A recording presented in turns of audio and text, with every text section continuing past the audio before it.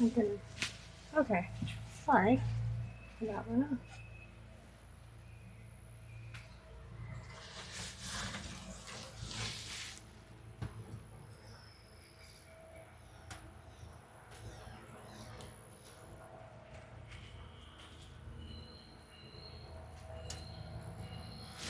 Okay.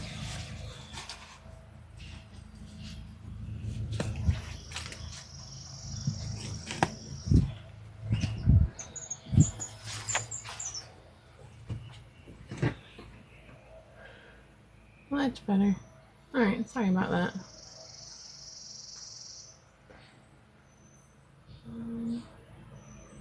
Alright, cool.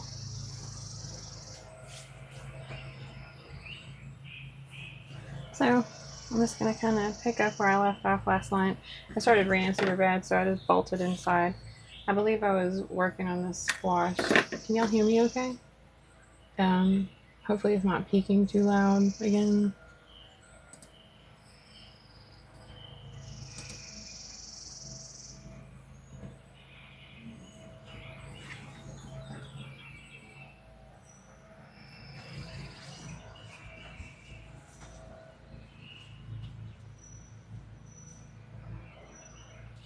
Let's see.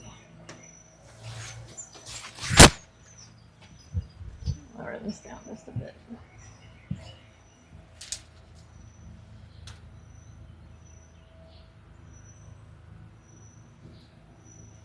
Okay.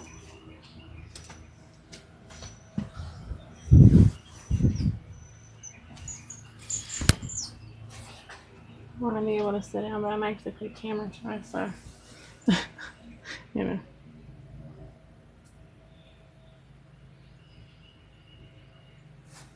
Come on.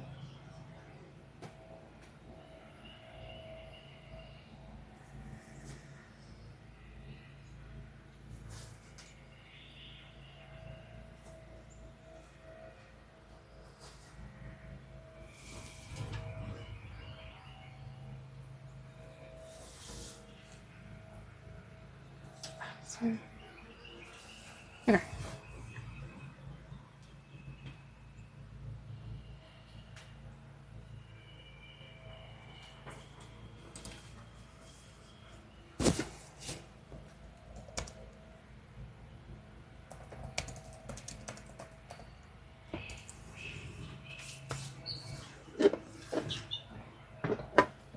Am I not talking loud enough?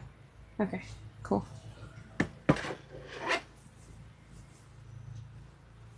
Sorry.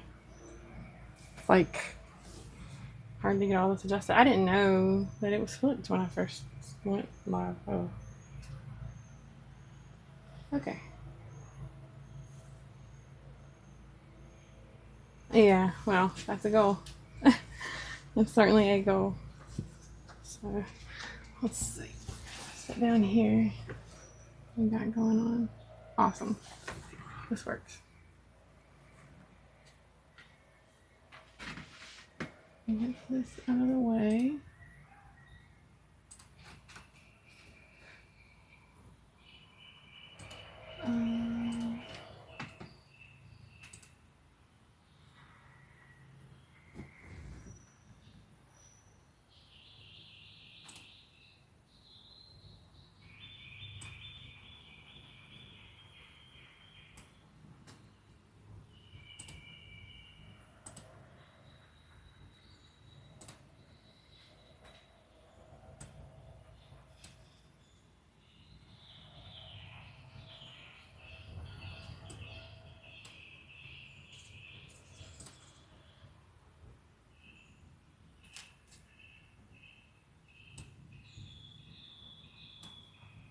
Sorry.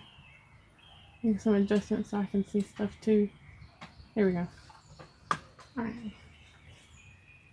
So I'm gonna finish starting up my squash restarts in here, and then I'm going to go into a seed starting on a budget type deal where I'm going to show, like, if you don't have little planters like this, what you can use. So let me finish that. I believe I ended on summer squash right here according to my little name diagram thing here, and this is I would say this is super important to get in the habit of writing down your seed starts and definitely marking them, because you will forget. Everybody says that, and it is very true. You can be like, I remember everything. You'll forget. You will. It's too many. It's too much. You know? Don't give yourself the work. Why test it when you don't have to, you know? Alright, this is the dill and parsley, the collards. These are the other squash. Okay. Yeah. So these are the other two squash. I'm gonna start. I just did summer squash, so those are your little like crookneck yellow squash. These guys. Let's move that down some. There we go. Oh, too much. I'll figure it out. Hang on.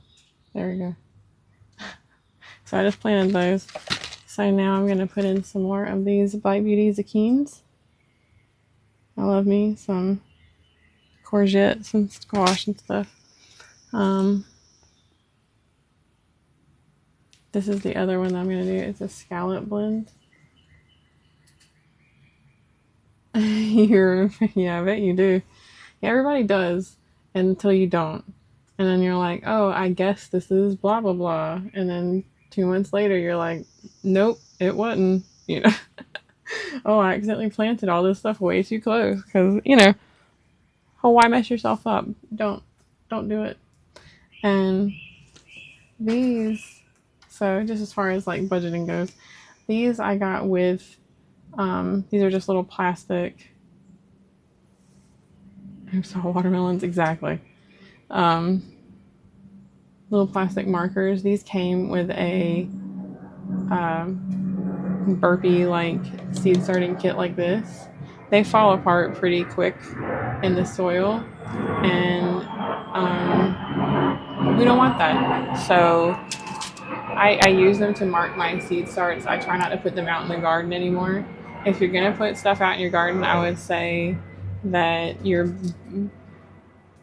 higher upfront cost, but budget friendly in the long run, is going to be like a metal marker that you can just write on, or, you know, put painter's tape on and write on and then pull that off later or whatever.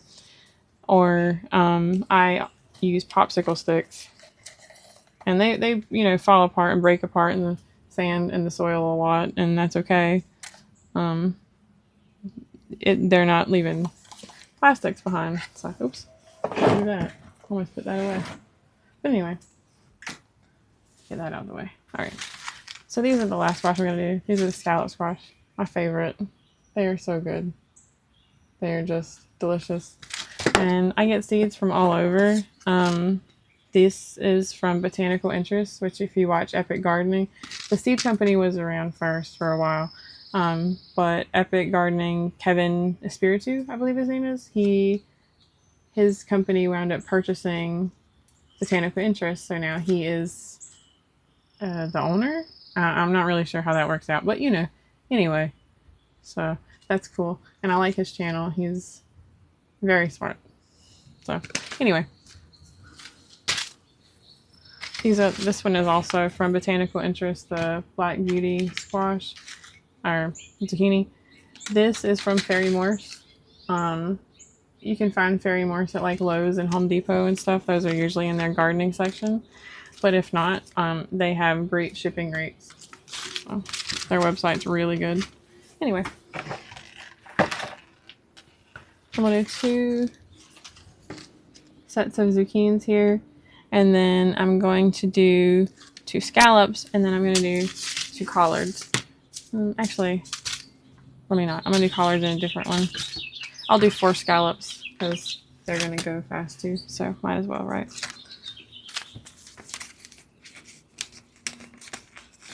I want to grow like 5 or 6 collards, and I don't really like to split my seedlings up like that, so oops. Maybe 4. You can do anywhere between, you know, 2 to 4 seedlings per, or seeds per hole. I'm doing 2 just because I think they're gonna sprout, and I'm not that worried about it. I'll have to transplant these. You know, squash usually you want to put in like a slightly bigger container, but these are going to get transplanted out pretty fast, so I'm not that worried about it. Hi, Willow. Hi. My cat's watching me from the window. Yes, mini UFO boys. Yes, they're so good. I love to cut them up and just like saute them in butter. Delicious. Delicious. 1, 2. Actually, let's see. Fair suggestion. Okay, 1.5 to 1. That's fine. 1, 2. That's the planting depth that I'm looking at on the back of the seed packet. Botanical interest ones typically have a lot more information on the back of their seed packet, and then even more when you open it up, and like if you were to take apart the packet, it would have even more information on the inside. It's super informative, and they're all open pollinated and untreated as long as they're listed as such. So that's a good like heirloom. So if you see I guess there's another, I don't ask questions if you don't know, but I'm just going to start running into things that I see that I didn't know at first and had to learn along the way. So if you see a seed that is marked as heirloom, which is here. Oh, you go down. Yeah. It means that this seed has been grown and tested enough that you get. Hi, pigeon, bird, whatever you are, dove. You're very close.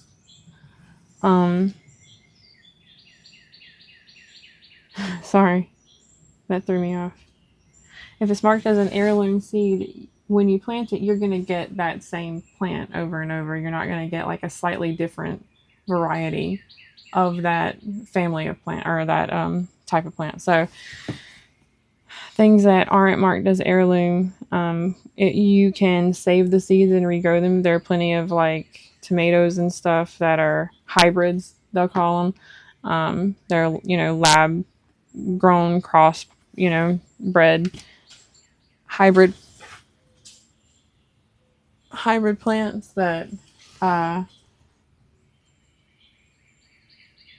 when you save the seeds, and you can save them and you replant them, yeah, you'll grow a tomato, right? But it won't be that tomato. You'll never grow that tomato. You don't, it doesn't work that way. So anyway, it's just something to keep in mind.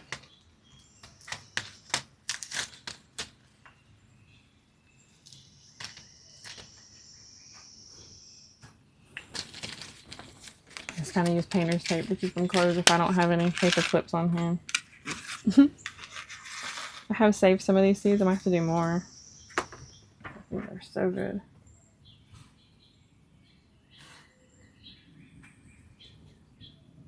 Sometimes you get totally weird peppers. That's absolutely right.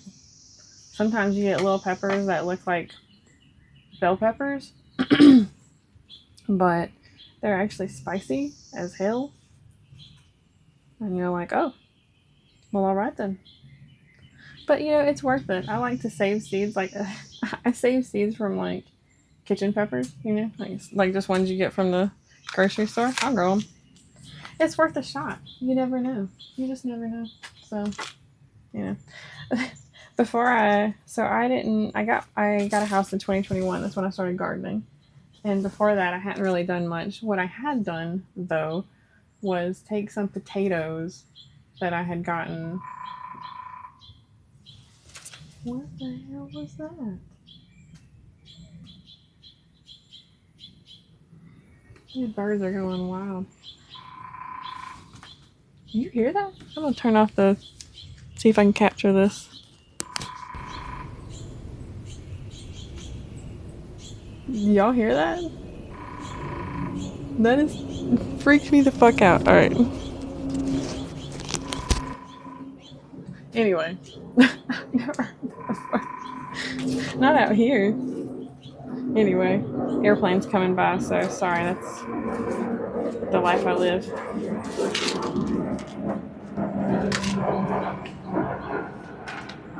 Make sure we're right. Yeah, airplane. Airplane for show.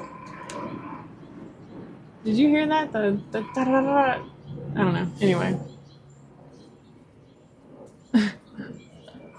if my phone was not being used to live stream, I would. It's definitely still going. It's he's happy or sad or horny or one or the other. So okay, we get it. Fuck, I forgot what I was about to say.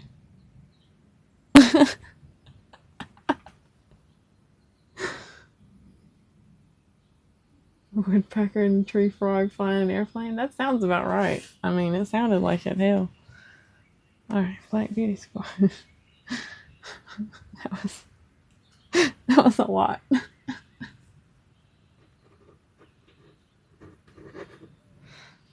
It's gonna be 3, 4 heading in that direction, and then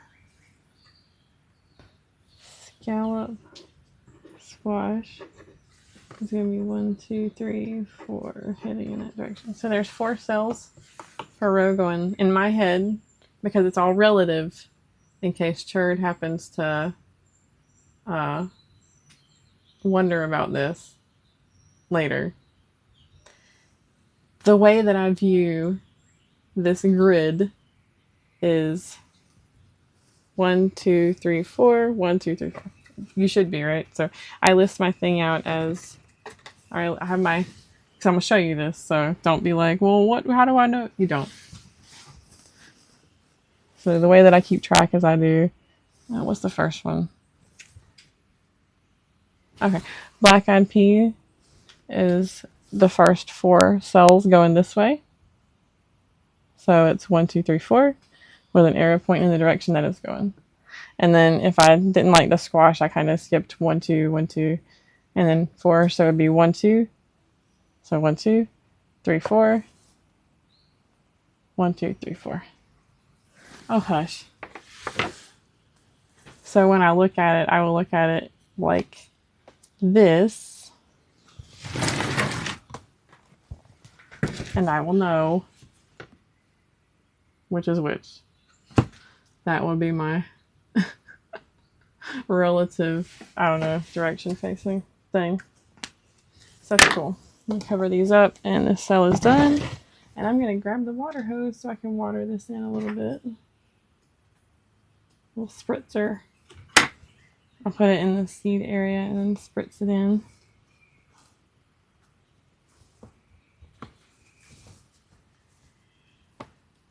The one on the left. You're very silly.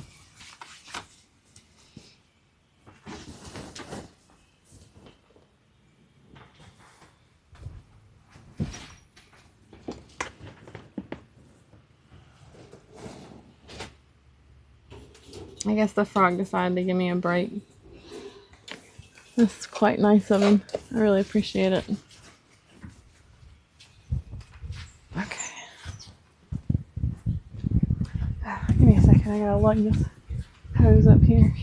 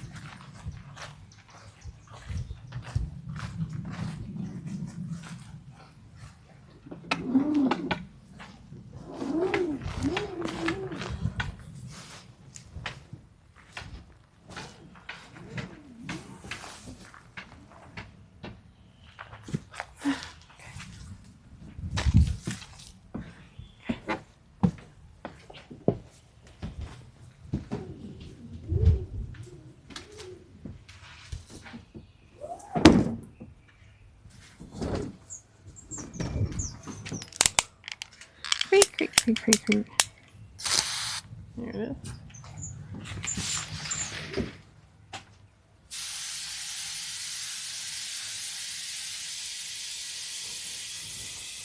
I'm just misting them in.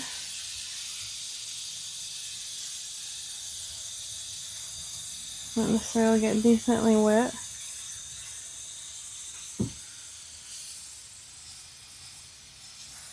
I remember I pre-dampened it, so I don't gotta do too much here. It just has been a couple hours since I did that, so you know. And my tent did its tent thing and didn't let too much moisture in, so we're happy for that. We're glad for that.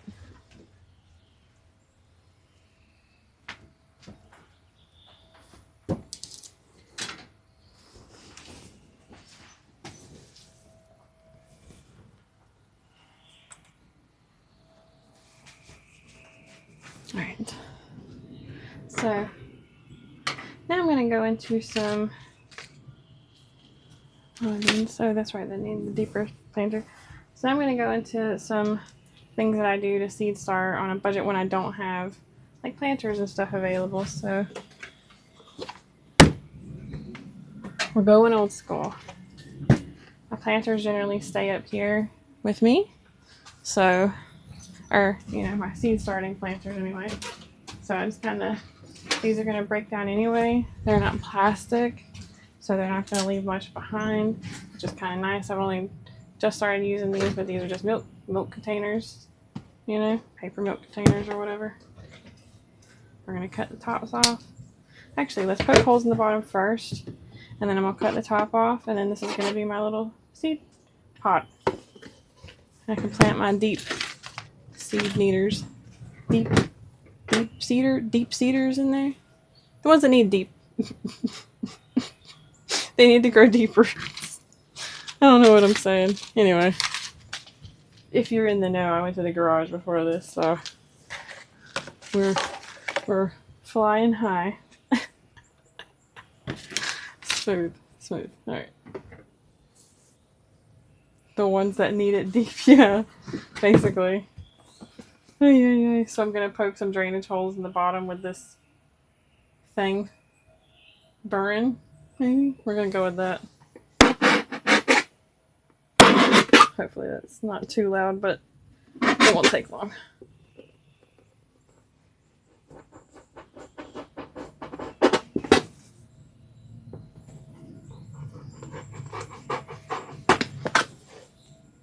The like handle's coming off of it, so it's being a butt.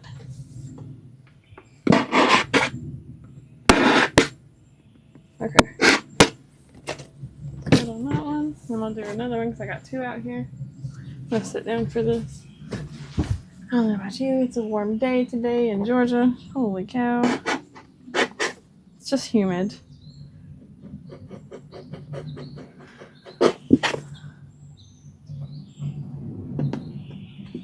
A surprise rainstorm, so why not, right? What are my babies? Yeah. Have fun. Have fun.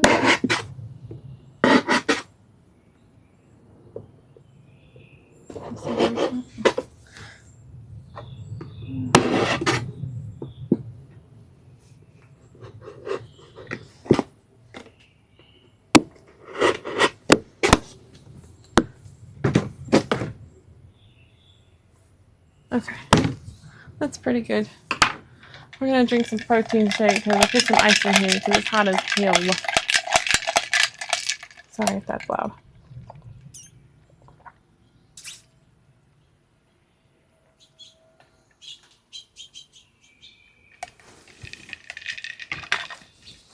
Alright. So we have drainage holes in the bottom. We're gonna cut the tops off and just use these as planters. You can find uses for the tops of these around the house and stuff. I just throw them away, but you could potentially pull bags and stuff through the top and use it as a screw in, but you know, that's more than I'm gonna do. So I don't want too much soil. I'm gonna go about halfway. That's pretty deep. Be careful. If you just be careful. I'm not gonna say how many times I've cut myself doing stupid stuff like, but don't be like me. It's the moral of this channel. Do better. You can always do better. Oh, that's water from rinsing it out. Okay. I was like, ah, but we're good. Alright, so there's one planter. That'll work. Seed starting thing, and I'll pop the top over here.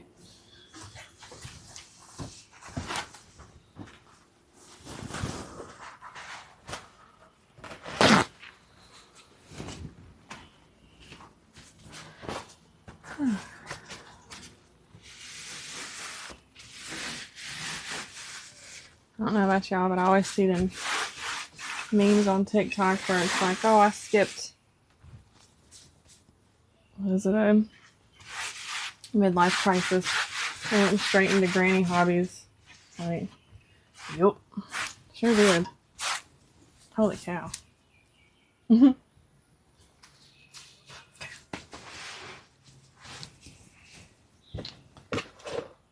Pre-dump that one a little bit. Shake out your rinse water. Make sure you rinse out if there's milk cartons or anything. Just rinse it out first. You don't want to put any of that stuff in your garden. It's going to inhibit seed growth. Don't do it.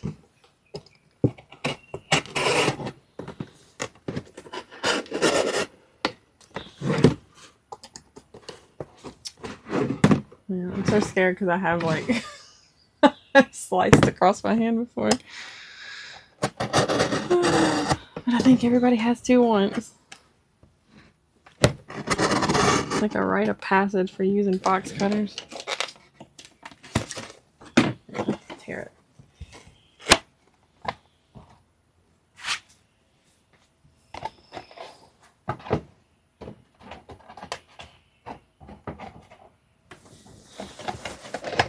Okay. So that's one. So milk containers, great seed starters. You're going to throw them away anyway, so who cares when they break down?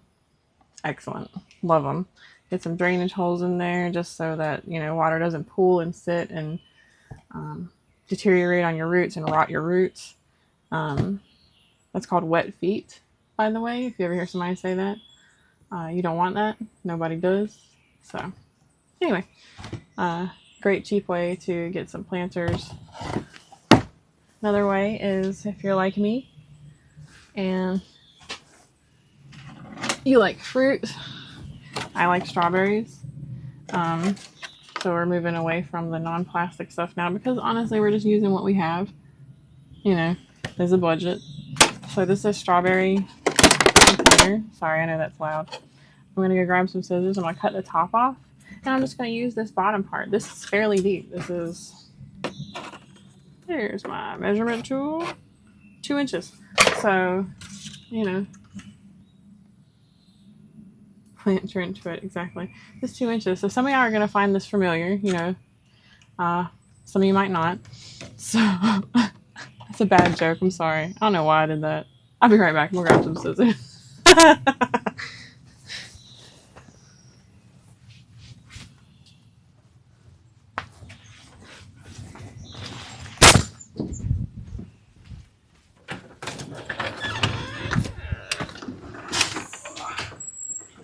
Scissors.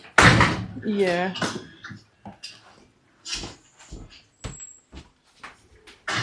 Yeah. Hey, good boy. Oh.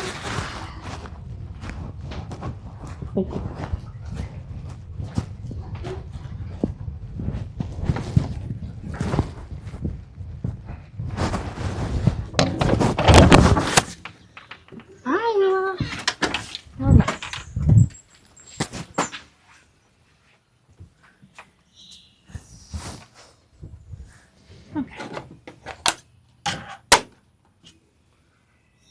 I'm just going to cut the top off.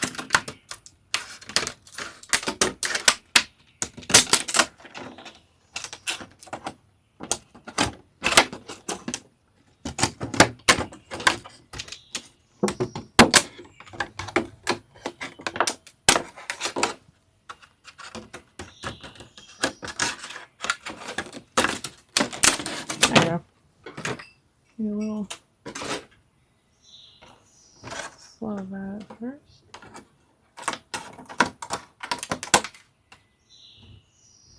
Clean these edges up some.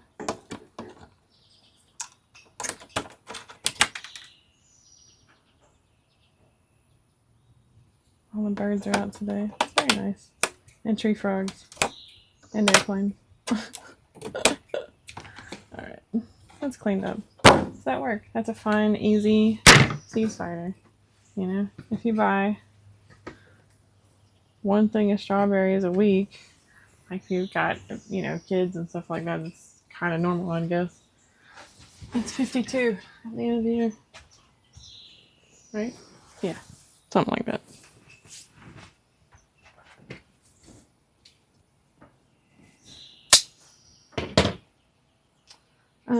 Another thing that you can do is, yes, always saving containers from other plants that you might buy. If you've bought plants that have already been started, always an option. Hello. Found a clip. Cups, these little plastic cups. Clear ones are great for seeing the root development, I think. So they're very good for propagation too. Just FYI, I use these as a double thing, and I keep them out of the sun so that they don't break down. But if they start to break down at all, toss them. They're cheapo. Why bother? So I use those. And then the last thing that I'll say is just I have a certain mindset. Hey, Grim. I have a certain mindset that when I'm out shopping and I see something that I can use for gardening, I will pick it up. So one of the things that I saw was at Costco one day, they had these repurposed compostable cups. They were marked down to be put out of the store. They were down to $2.97, like $2.97 for 100 of these. So I picked them up because I knew that I could see starting these. I can plant these straight into the ground if they're compostable. We'll have to see how compostable they really are. But, you know, pick them up. Why not? Just keep that in mind when you're out. You know, it was a cheap thing to grab, so I did. So, alright. I think actually I will give them a shot. I'll give them a shot. We'll find out how well they do this year. I picked these up last year. I'll do these instead of the plastic ones. I'll save the plastic ones for my propagation.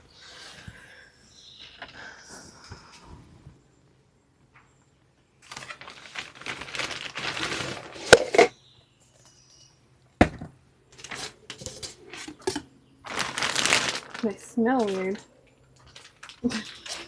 They kind of smell like a fart. That's interesting. Did not expect that. Wow. Anyway, sorry. That's my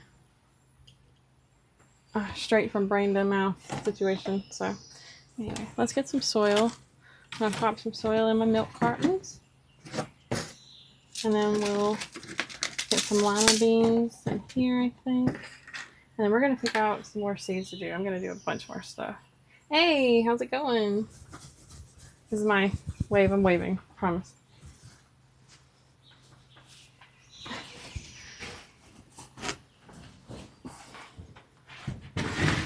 So, soil from last night. Remainder of that anyway. I'll have to get some more in a little bit. But for right now, we're going to finish using that up.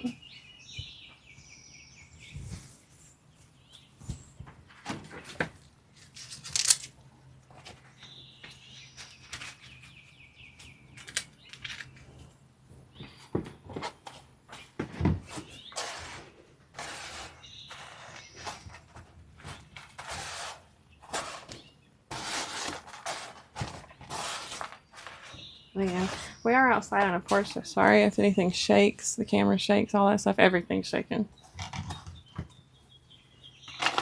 On a small table, and I didn't go over this today, but I did last night. I garden on a budget, so we use soil from the garden to seed start. I'm not worried about all the other mess.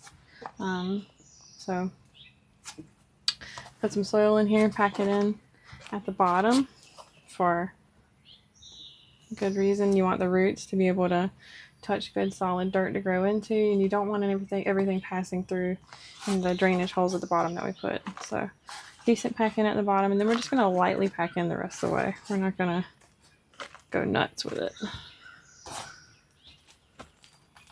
Add it up to the top as you want. I believe lima beans need to be started about 1.5 inches in or so. So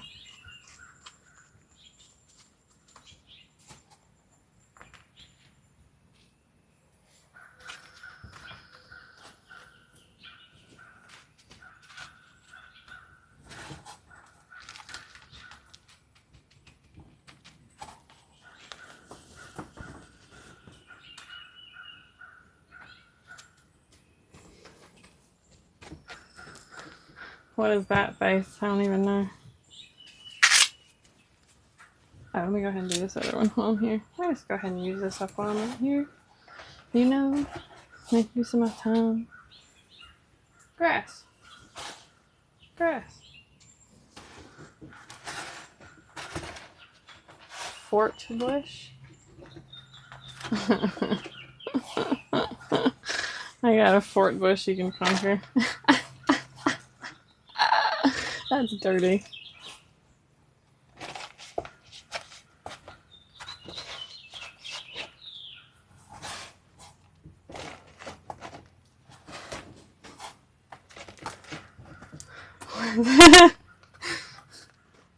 Sorry.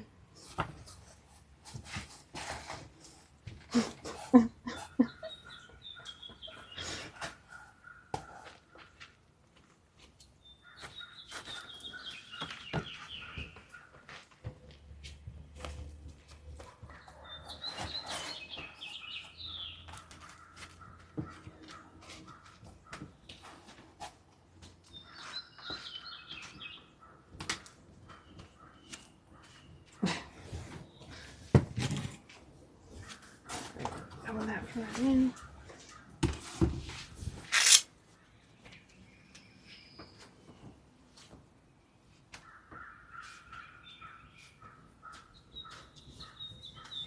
Phrasing is probably one of my favorite things ever.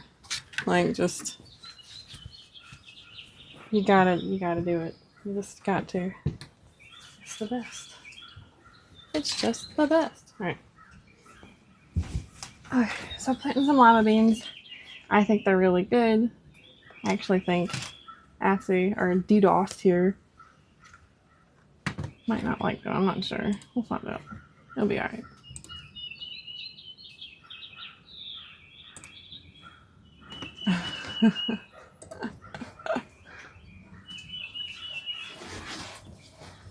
Anywho.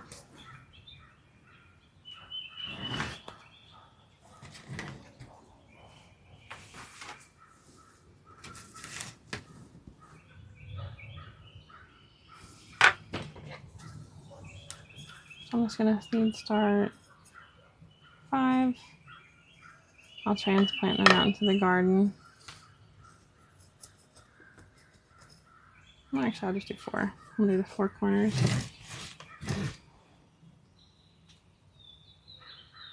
Huh? I don't remember. What do you mean, like what?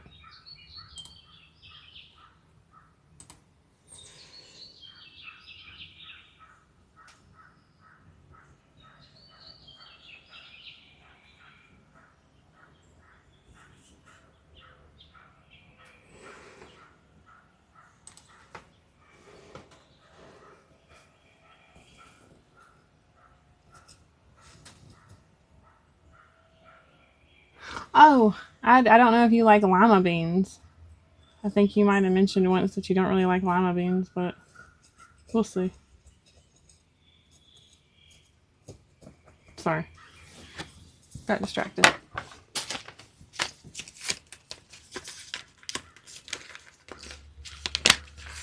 Maybe not. Hell, I don't know. Don't take it personal. I don't know. I don't know. I did not know.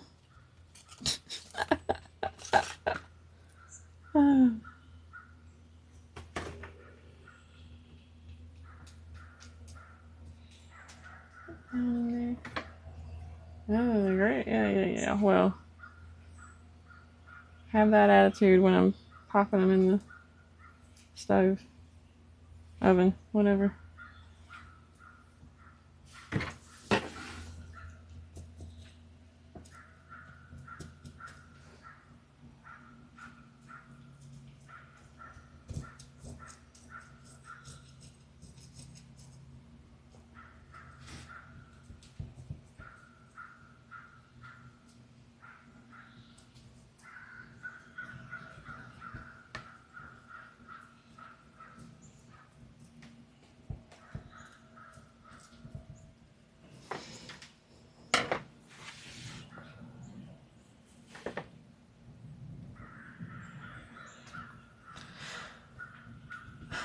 Okay. Got those in there. So that's my lima beans. Just tap in just a little bit. I'm not pressing it down too much. I don't want to put like a ton of pressure. I'm not trying to pack them in. You want the soil, again, to be slightly airy, but not completely full of air gaps. You don't want your roots like basically constantly touching air. You want to have like aerated soil where they're touching soil, but it's not like packed onto them. So tap it in just a little bit, and then we're gonna write down what we got. These are Henderson lima beans. These are also heirloom variety. I try to grow as many heirloom variety as I can in the garden. I do buy testers sometimes of hybrid plants and non-heirloom variety seeds. I just prefer heirloom variety because I like the seed save. So I like to, keep them going. So lima beans. 4. You can put the date on there if you want. I don't really care. I'm going to plant them out when they grow. So, regardless of what day I started them. So, personally, you do you. Whatever you feel comfortable doing, though, you do that. So I'll put these over in the starting area.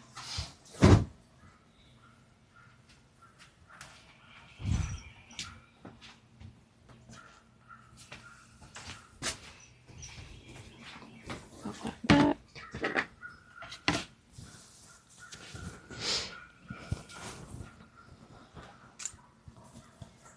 Okay. And now I have to pick out what I want to start on top of everything. So actually, let me get my little seed container. Oh, you know what? I'll do this.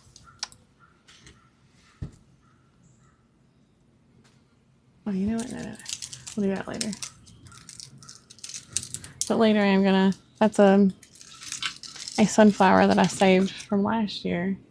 And I was gonna show how I saved the heads of the flowers, and then I'm gonna seed plant or seed start some of those this year. But anyway, we'll get to that later.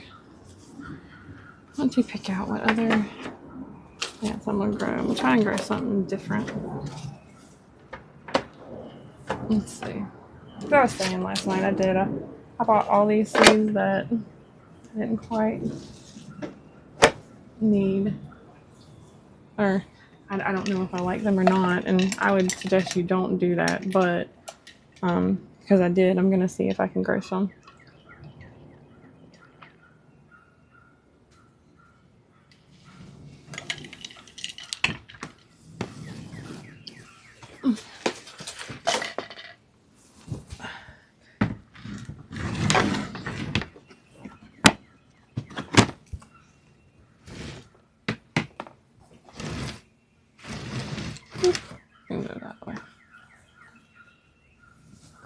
So, yeah, really. Psychotic is what we are. So I'm going to look for something that I don't normally grow. Well,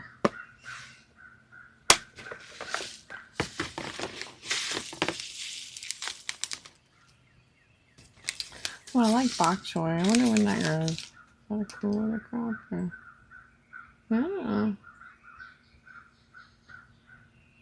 March to April, and then August, September. Yeah, we're going to go with it. Let's grow some bok choy. It looks good. I love bok choy, especially in my tofu miso soup. That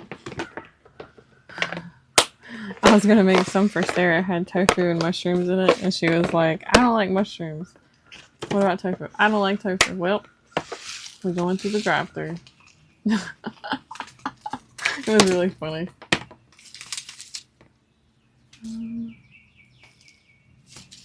I'm gonna grow that in my thing. I think it's cool with the crop. Yeah. It's a lot of cabbage and cauliflower. Cauliflower for me. How about Chick-fil-A? Yeah.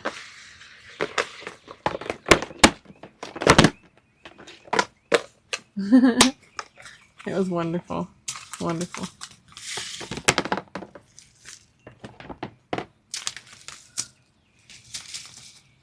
Oh, green onion. We definitely gotta grow some of that. Yeah. Definitely gotta grow some green onion. I'll just mix it all up. Who cares? And my little stacking planter out here.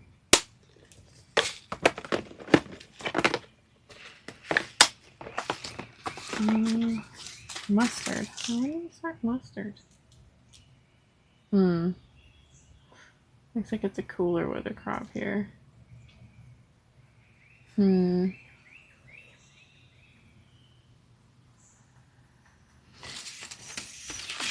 Probably not then. Oh, I definitely gotta pop some strawberries in there because the deer ate my other ones. I'm gonna plant some more in my stacking planter though. Oh, and a cherry tomato. That would be wonderful to go into the stacking planter.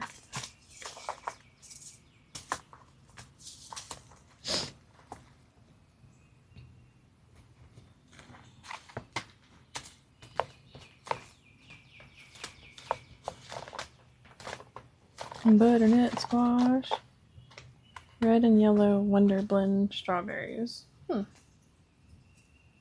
it a shot.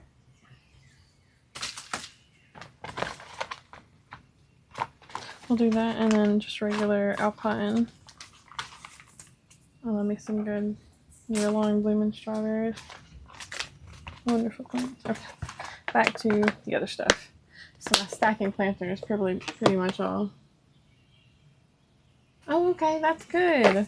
Sorry I couldn't go. I didn't realize it was going to be tomorrow. And then I thought that I was actually going to be able to go. I was going to text you today, but my mom was pretty much canceling on me and then changed her mind. So, for a second there, I was like, maybe. No. Yeah. I have to set a reminder in my phone next time. Leeks I want to grow, but I believe those are cool. Yeah. Also those in late autumn. Late autumn. And harvest. Let them grow through the winter. We're just going through this. Perfect. Yeah, we can definitely go. I want to go. Frustrated. I want to grow. Actually, I do want to grow beets or radishes. I'm not the biggest fan. French breakfast. That sounds good.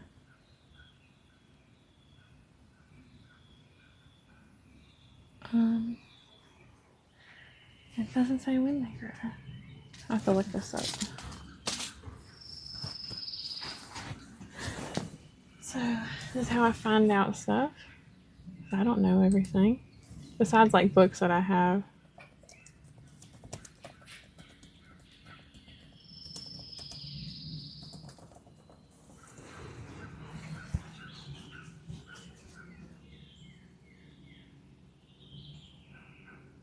Okay, you can just plan whenever. That's why they don't say.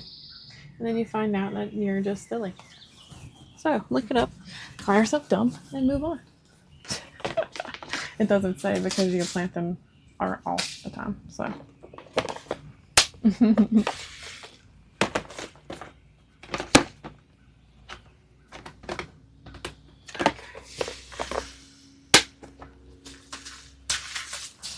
Turnips.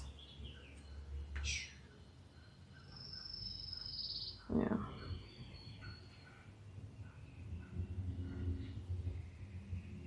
These are, no. Swiss chard. Everybody talks about Swiss chard.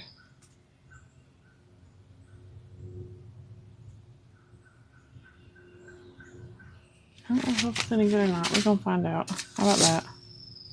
Oh, shallots. Yes. Oh my god. Barty, is that you? Someone's walking up under the porch. Barty! What the hell?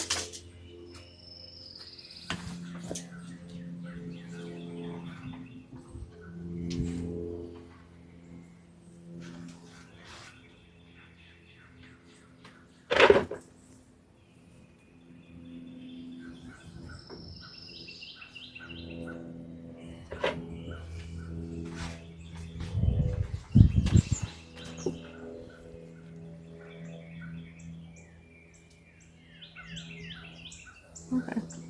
Well, I thought it was a neighborhood cat, and I don't know. Garden cat visit? Yeah, I think so.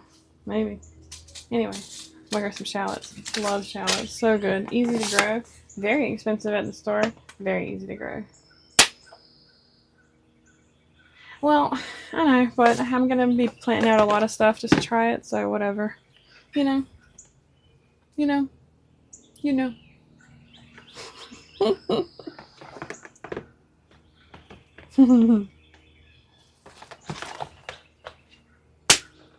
Cantaloupe. I'm not a cantaloupe person. Lots of corn. Corn is a wind-pollinated direct sown thing. You really don't want to seed start it at all. You want to plant it directly into the ground. It does not like to be disturbed. No, I don't think any of those. I don't know. Swiss chard might be gross, but we're going to find out. Carrot greens are not for me. Can guarantee that one. Cucumbers I already have going. I have lots of cucumbers. Lemon cucumbers are neat, but not really worth the hype, I think. So, Korean melons I already have going. Another black beauty eggplant. Little finger eggplant. I don't have that one. I might do that one. Two. Maybe one or two of those. I'm just going to plant directly into the ground. Shade on the yellow cucumber. Lemon cucumbers are just kind of like a hassle.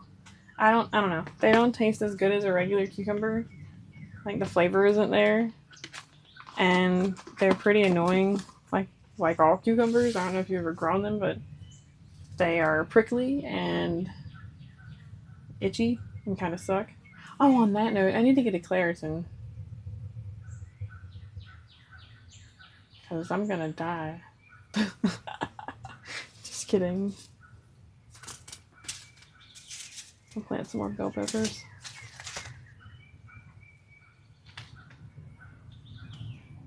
Ooh, that's a fun one. I have some pumpkins going already.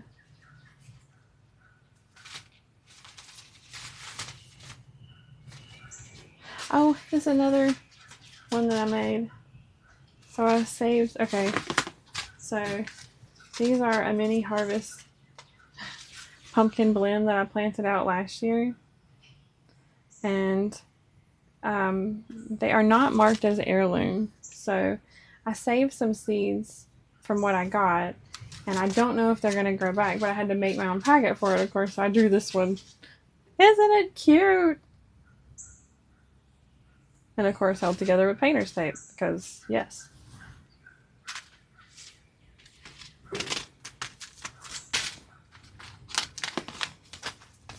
Alright, I'm gonna grab the Claritin. I'll be right back, guys. Sorry about this.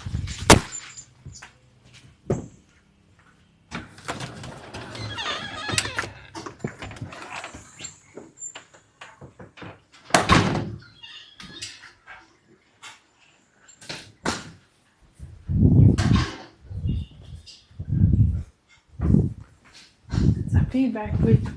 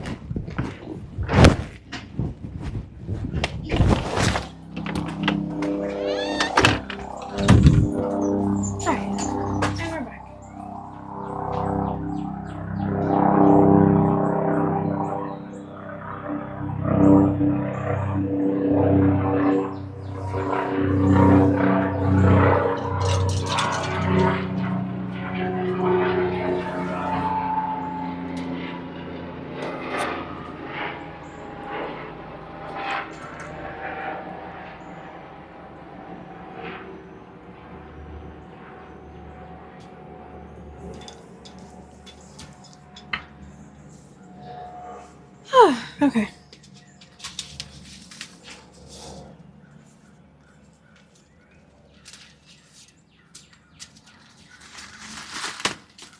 This is also other ways to seed save. Little packets that came with Mr. M.I. Gardner there from YouTube. I'm already growing okra, so I'm not going to worry about that right now. I think I'm going to plant out some more banana pepper stuff. I have a decent little stack here of stuff, so I have my, actually I might be full on my stacking planter, but we'll see. I got 100 little cups and tons of soil, so we'll figure it out. Oh, let me put that back.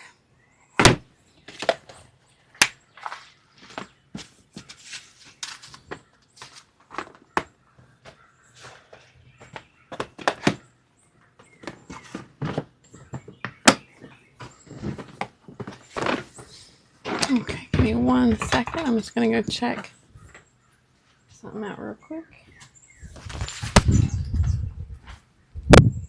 My second planter is 2, 3, 4, 5 tall, and each round.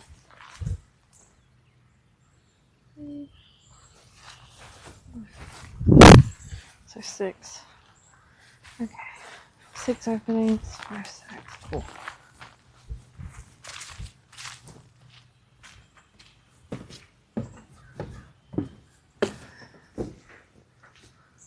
I'm going to put my microphone off for a second. I'm going to go grab something because I got to visualize things personally. So let me go grab my little piece of paper and pen. I'll be right back. This microphone.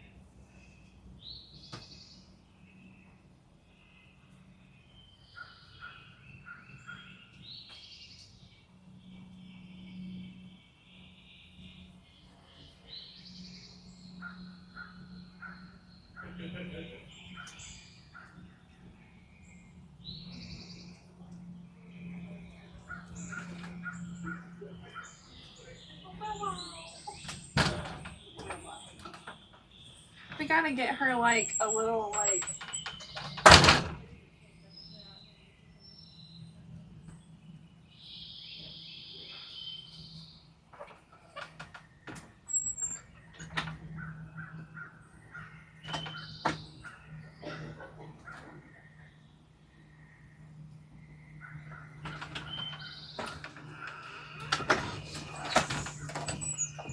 Okay. Sorry about that. I took the opportunity to go to the bathroom because I hadn't had much of one. So. Find us a nice blank page. Don't know, I like to draw plants. Don't look at that.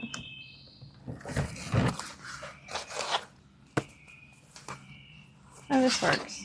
Okay. Yeah.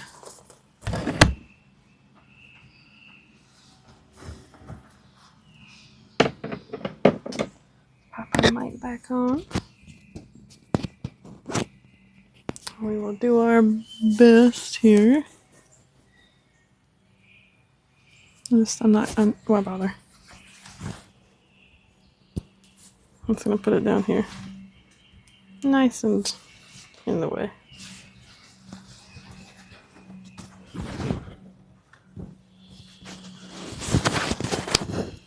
There we go. Okay.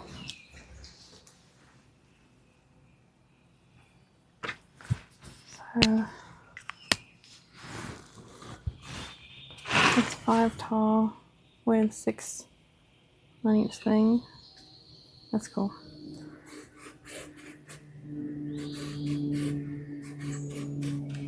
Alright. I just have all these that I want to grow in there. So I know I want strawberries to be in this layer. So all strawberry. Another 3 times alpine. Oh, you know what? Actually, we'll just do all alpine. And then in this one, we'll also do all strawberry.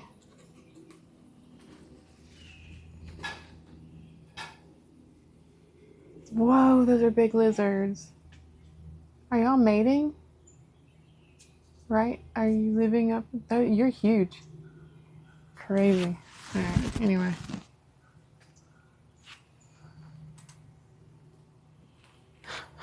Those guys were huge.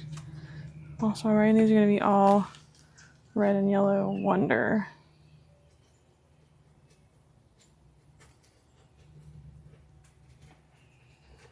Okay, so those are out of the way. So I'm doing 6 of each of those. Also, some green onions. Cilantro, I think coriander is a early. Yeah. I think. Yeah. I think that's kind of out of season right now. It's also coriander, if you didn't know. Anyway. Green onion. We'll do some green onion in the bottom.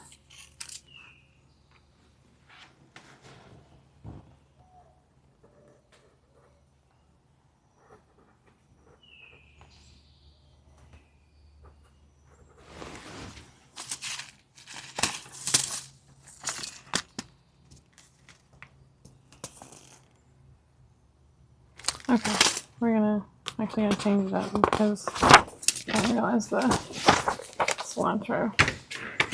That's the wrong one. So we're gonna do 1, 2, 3, 4, 5.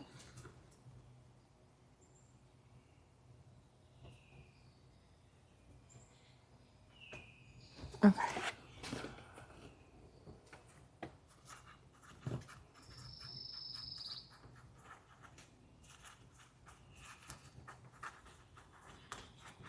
All strawberry.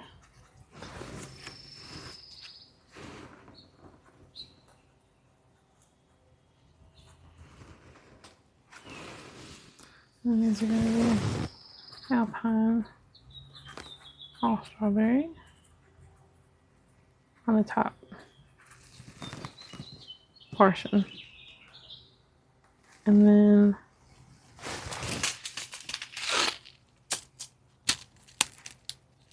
dill.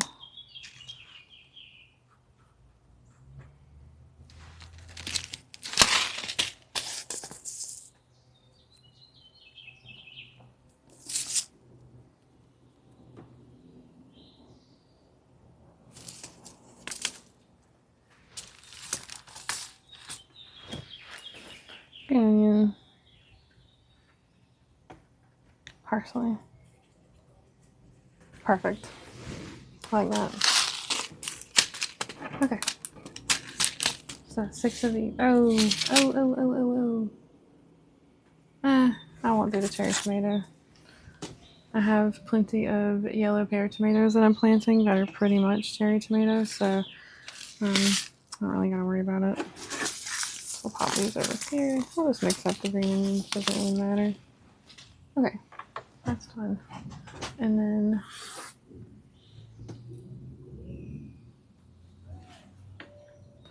I'll do those. Use the other ones that I wanted to just kind of see if I can get going. Sure. Perfect. Sounds good. Like a plan.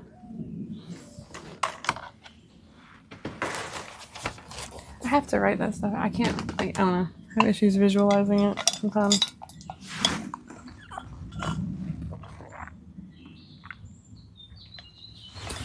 And at first I thought I was going to be splitting up, like doing 3 on one side, 3 on the other.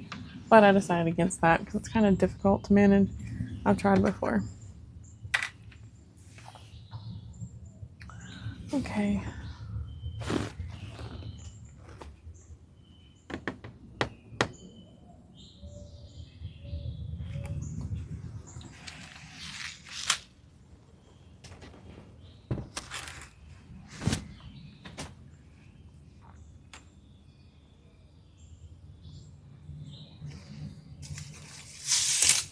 And this one I'm going to plant something pretty. I'll put that back for now.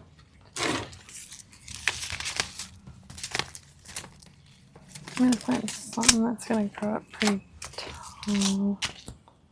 Oh, shoot. I should have put this. You know what? We're going to go back to that. We're going to do it. We're going to do it. We're going to do the cherry. No. 3 radishes in there too. That's what we're going to do. And bok choy. We're going to split it up. I'll make this fun. Alright. I think in here I'm going to start some... Hi, Willow. Hi.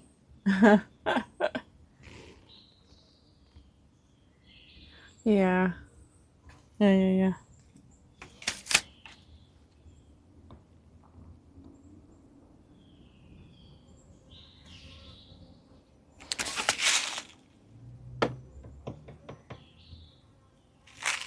I'll start with the collards. They like for it to be pretty warm.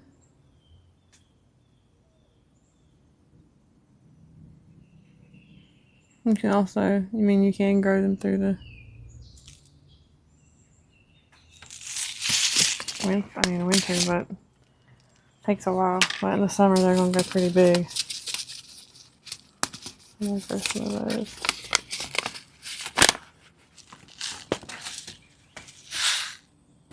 They're pretty small. Actually, need a saw. I like to start those in this. Let me get the collard. Don't give it in here. What kind of? I'll start them mini harvest pumpkin blend is what I'll do.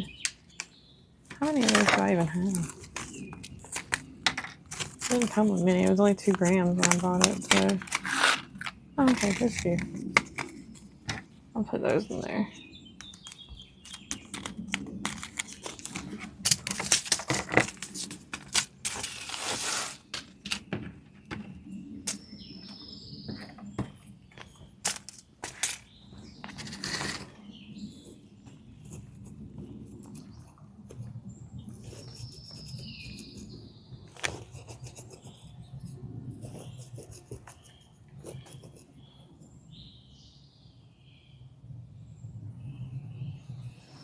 good.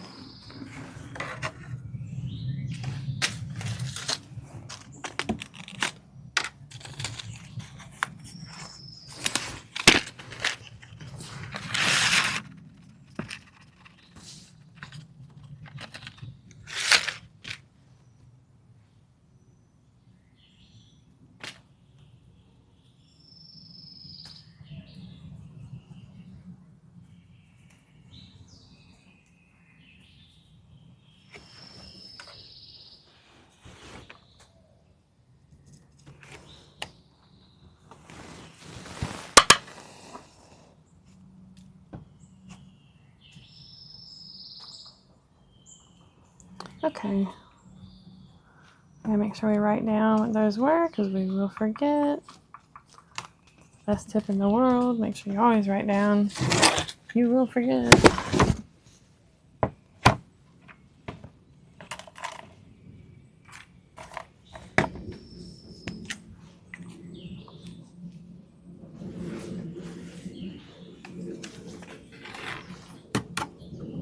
Mini harvest pumpkin. I don't put the date. I generally don't care. I'm gonna transplant it out when it grows big enough. You can put the date if you want to keep track of it that way. I'm good on that. Okay. Pop that over in the seed area. Move these. Set them over here.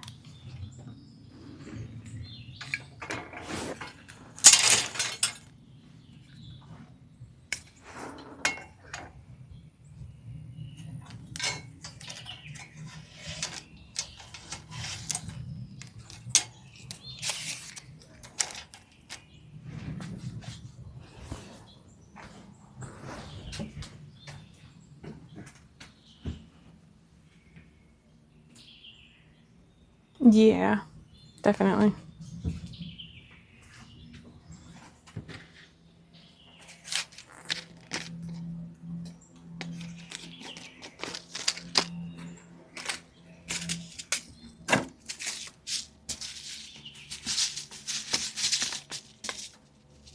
Okay. Got that mini harvest pumpkin out of the way. We're gonna reapproach the subject of a stacking planter because I just realized there's a bunch of stuff that I wanted to put in it, and I'm gonna actually do the split off thing where I actually need to write out 3 on this side, 3 on this side, or maybe even 2, 2, 2. We'll see. There's 6 cells, 5 layers, so we'll figure it out. We will figure it out. Our utensils out of the way.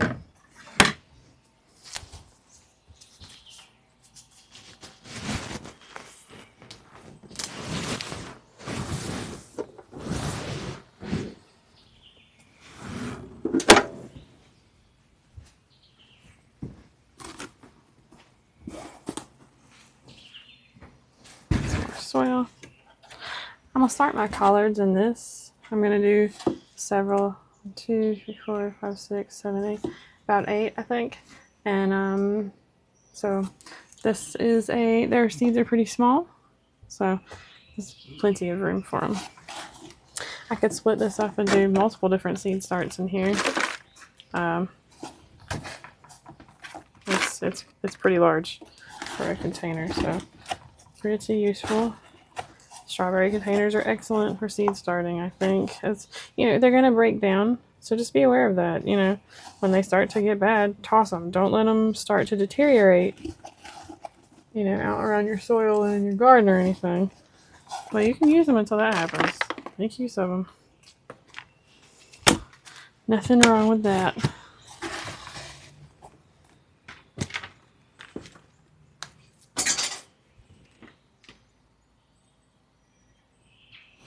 Okay.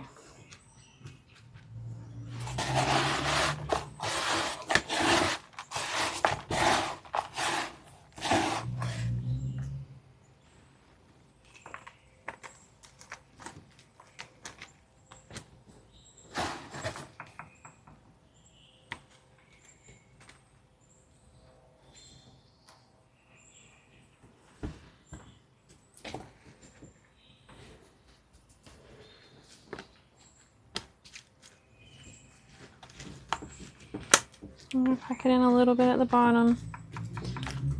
And then just lightly on top. You don't want to do anything too, oh sorry,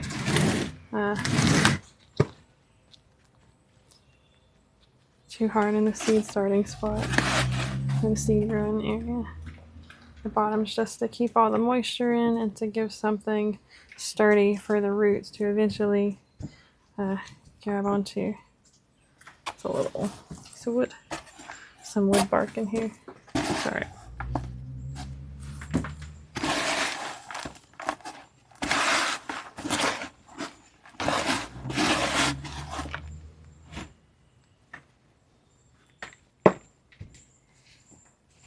Lightly setting it on top.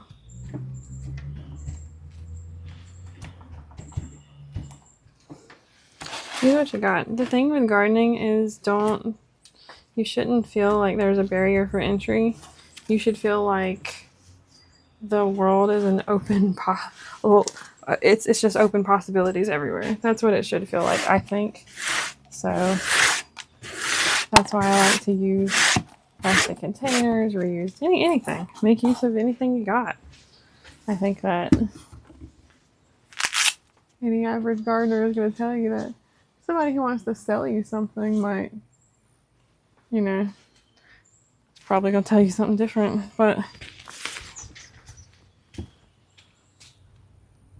not me.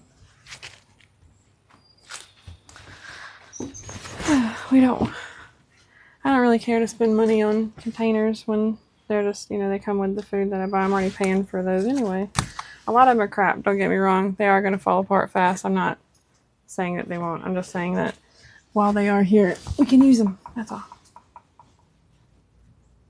So, anywho, I'm trying not to preach about this.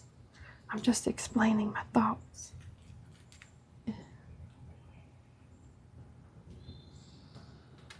Make sure the top is nice and loose and ready to accept the seedlings. Okay, these are pretty tiny. These are called Georgia Southern Collards. Georgia Southern Collards, yeah. These are from the Me Gardeners shop. What did we start ours with the first year? What did we start ours with? What do you mean?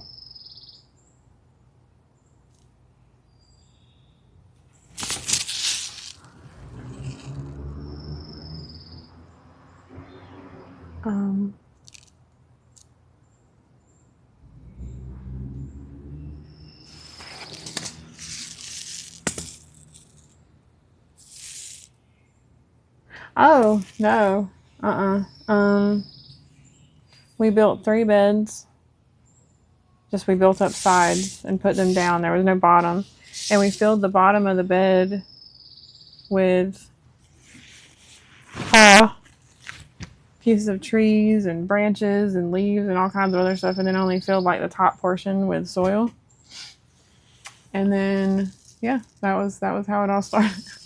So I had 3 beds, 2 6x4s, and then 1 4x4 bed. And that kicked everything off. It's a very cheap way to get started. I mean, I spent money on a little bit of soil and some wood, and I painted them. I think I spray painted the beds. That was it. Don't spray paint your beds, but anyway. So these collards that I'm about to plant are from the MI Gardeners shop. He has a YouTube channel that I watch a lot. He's out in Michigan, so a lot of his stuff is geared towards the Northeast, but still very useful information, and general information tends to travel. So no matter where you are, certain soil temperatures are going to make peppers germinate, that type of stuff. So anyway, yeah, we started the garden very, conservatively, I guess is the way you'd say it. Didn't try not to spend too much to get it going, and then quickly dumped a whole bunch of money into it because, that's adulting, isn't it? Isn't it? Sorry, I'm sweating, so I'm wiping my face a lot. All right.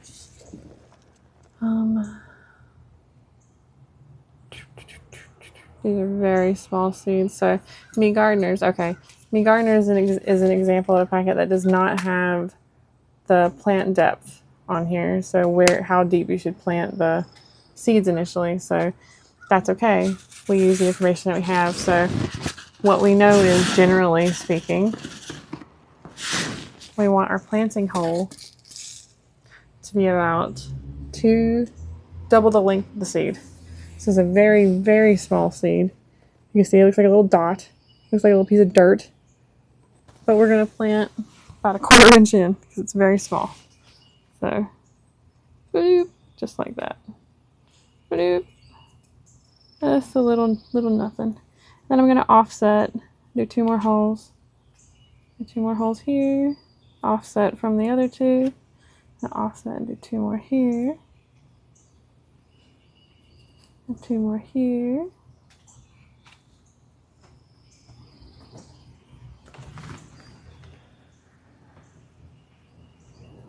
Fences, yeah. Fences was the expensive thing. That is very true. Very, very true. Is just generally asking, is there any popping or peeking? I'm trying not to set that off at all. 2, 4, 6, 8, 10, 12. I'm gonna get 12 collared seedlings out of this if they all happen to germinate. Excellent. These are gonna go straight into the ground in a bed that I have over here once these onions come out of it. So it's gonna be an excellent trade-off. Can't wait. Some excited peasinesses. Okay, cool. Good to know.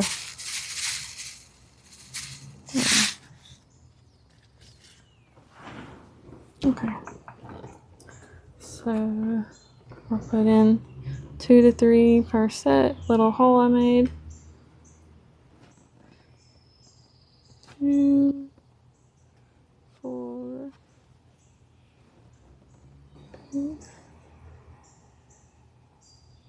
8, 10, 12. Alright, excellent. There are a couple that I only had 1 go into, so boop, boop, boop. Alright, perfect.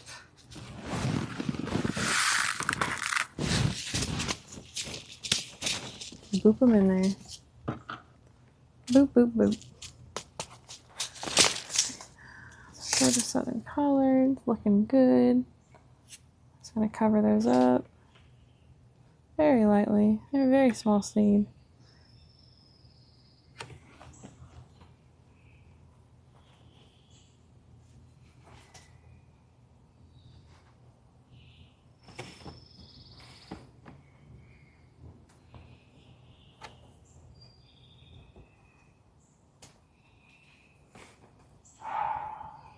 Hello, dog. Oh, leaf. Ants. Get out of here. All right. Okay. Enjoy the nature sounds while I lightly, very lightly pack this in. I'm not pushing down hardly at all. I'm just tapping it so that it covers up the seed. I don't want to push it down. I don't want to do that.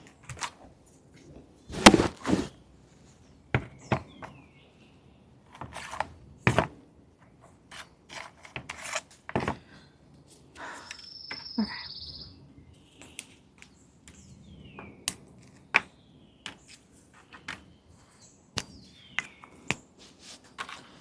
These are Georgia Southern Collards.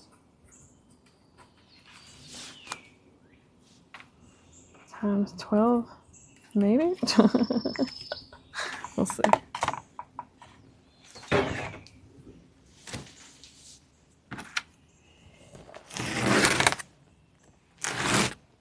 Pop that over here. All right. These are done. We'll set them over in the seed area with the others.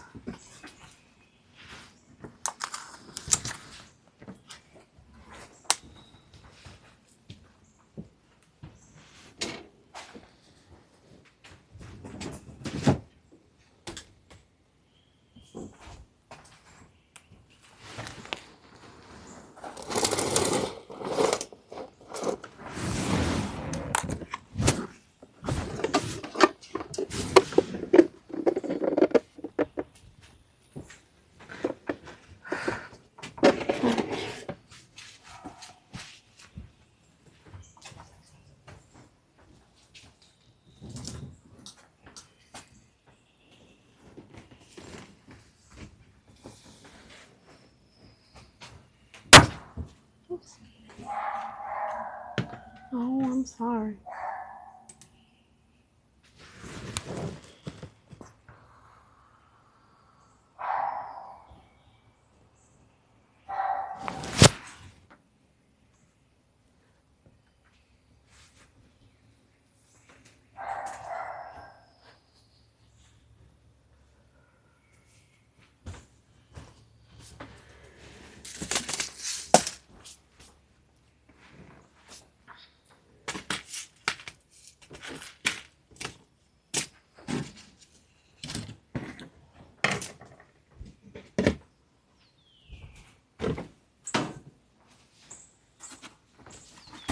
Okay, I need to get some more soil. Maybe we can get the rest of the little wood bark out of here.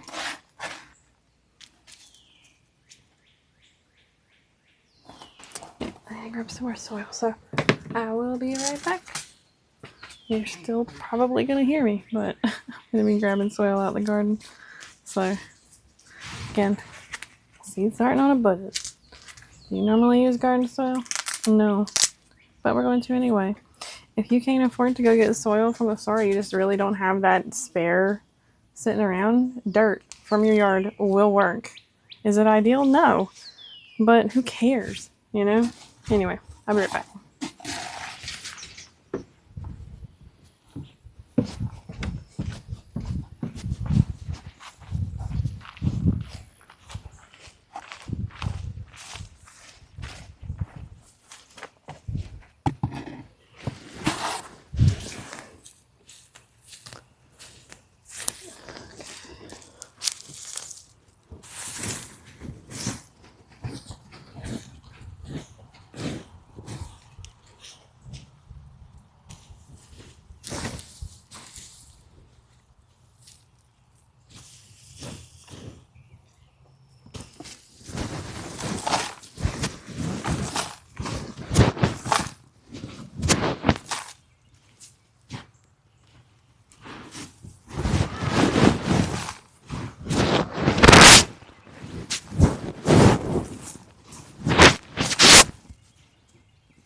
Something hurt my neighbor.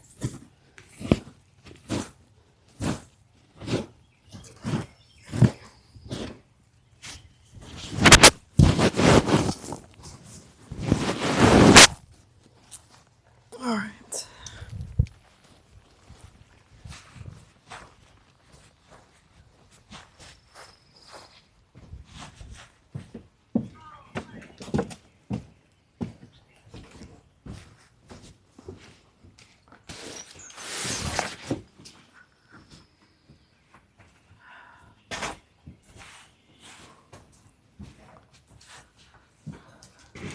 Okay. Got some more soil.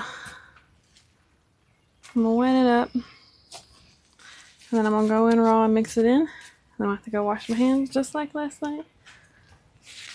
I don't like to get my gloves sopping wet with dirt, so, you know, I'd rather it be my hands.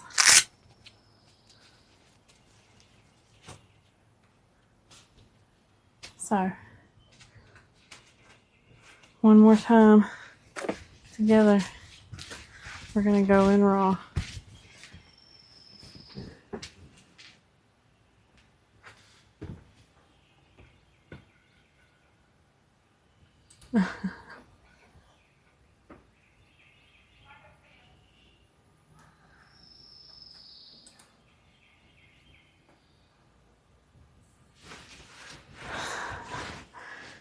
I also need to just check real quick what my phone battery is at. So I do not have a charger plugged in.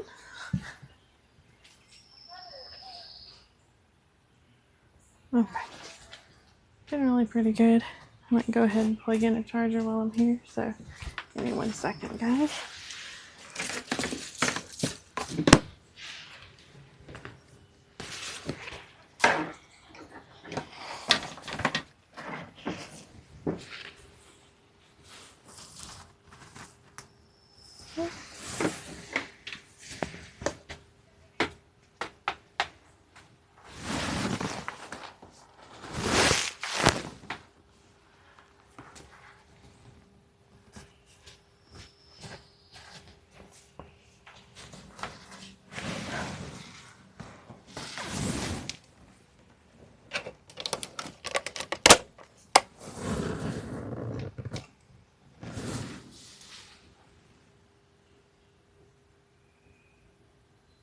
Okay, cool. Got that plugged in.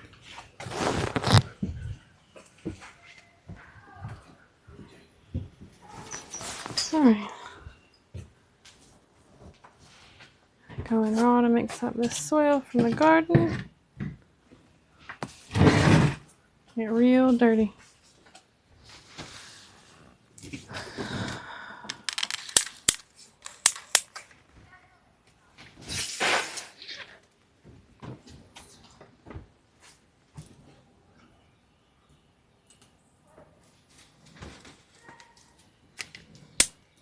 Oh, nice. Fix your username. Good deal.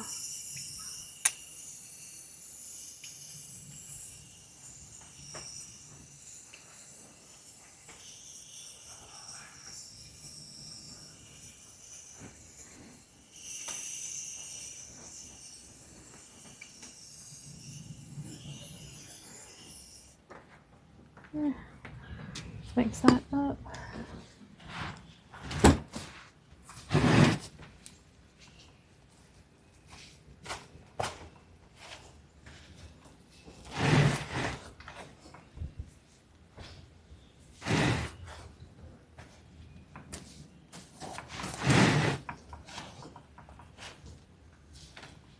Just mixing in that moisture.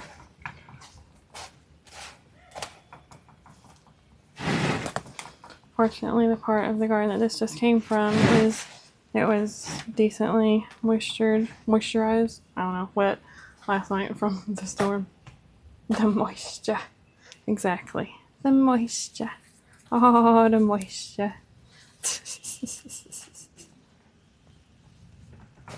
Whoops. That'll be alright. Gardening is dirty work. Y'all better get used to it if you're gonna do it. That's all I'm gonna say. Or you should, you know? It's just good. It's just good, dirty fun. That's decent. I'm gonna start with that. I'm gonna go wash my hands and then I'll be back and we can get those others started. Give me 1 second. Try to take this off without totally covering it in soil. Okay, good.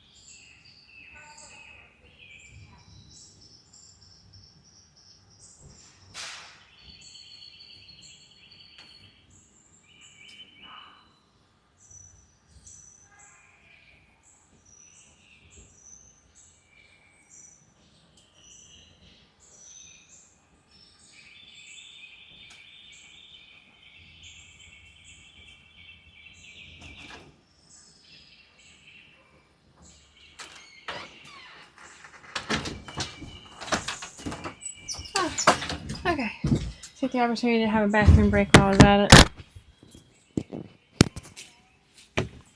Let's get this back on.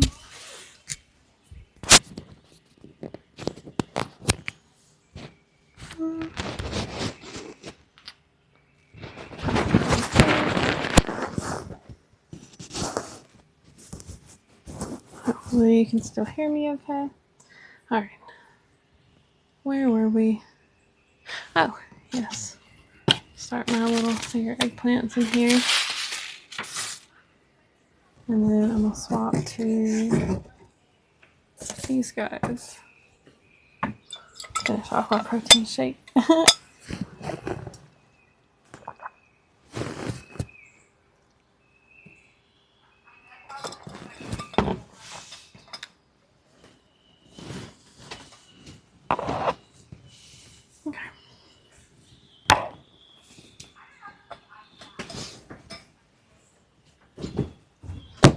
Don't fall. Don't fall. When you're in the garden, don't fall. Just don't trip over things that are way too close to where you're walking. Don't do that. You know? Just be better.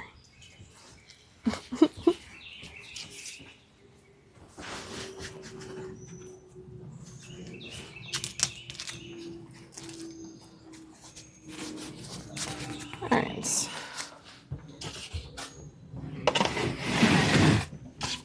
So, just like before, I'm going to put some in, pack it on the bottom. A little bit. And this is another recycled planner. I mean, it is what it is. Use what you got. So, I'm only pushing in a little bit. I'm not putting it in, packing it in too much. Going up towards the top. I don't want our seedlings to have super compacted soil that they're trying to grow in. So, that'll work for now. You know what? I'll go ahead and we'll just get a lineup going here. Might as well, right? Might as well. Whoop.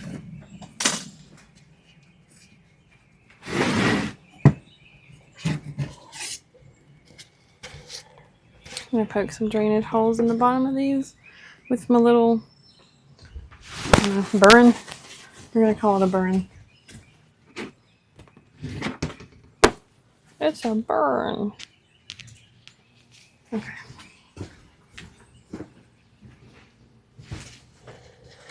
So these are recyclable, compostable cups. I don't know if you can, there we go. So I picked these up. They're from repurpose.com, but they were up at Costco on sale. They were closing out. They were $2.97 for 100 of them. So I picked them up and now I'm going to use them to seed starting. I knew them. I was like, I'll definitely use that. Sorry, that's loud. I'll try and cover up the mic, I guess.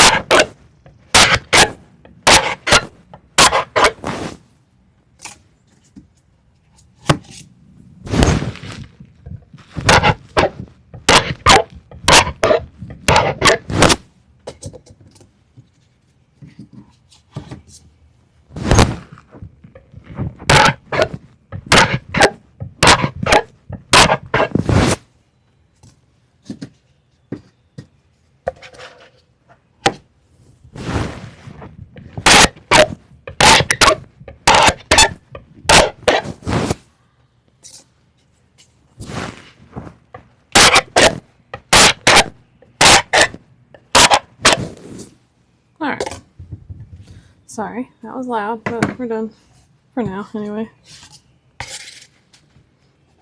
Okay, same thing. Put a little bit in, pack it in at the bottom.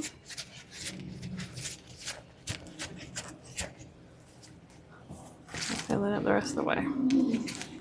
Lightly pack it in. Oh. Be patient so that you don't fling dirt all over your laptop. Just do that. Yeah.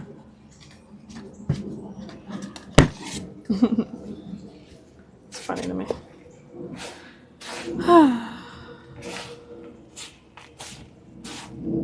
11. One of the many flight paths of the Hartsfield-Jackson Airport. Only about, I don't know, 30 minutes or so from it in Atlanta. And those planes come through all day. At least a slower day.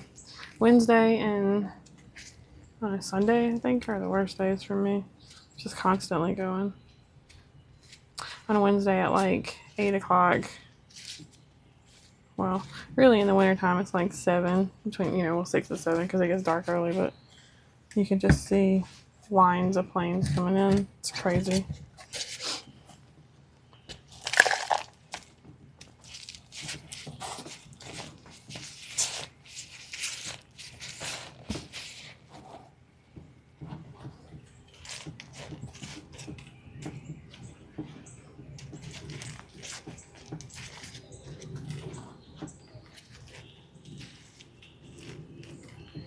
I'm putting in slowly, filling it up, not packing it too hard, just getting it in there, tapping it in, and going on to the next one. Oh, it's hot as hell. Tell you what, I like Georgia. The humidity is for the fucking birds. Oh gosh. I have like a cooling wrap around my neck right now, and I am still sweating.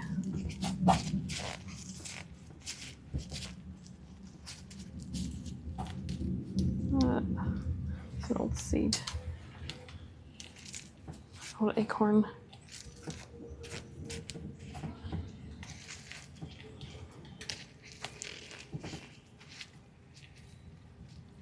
Oops.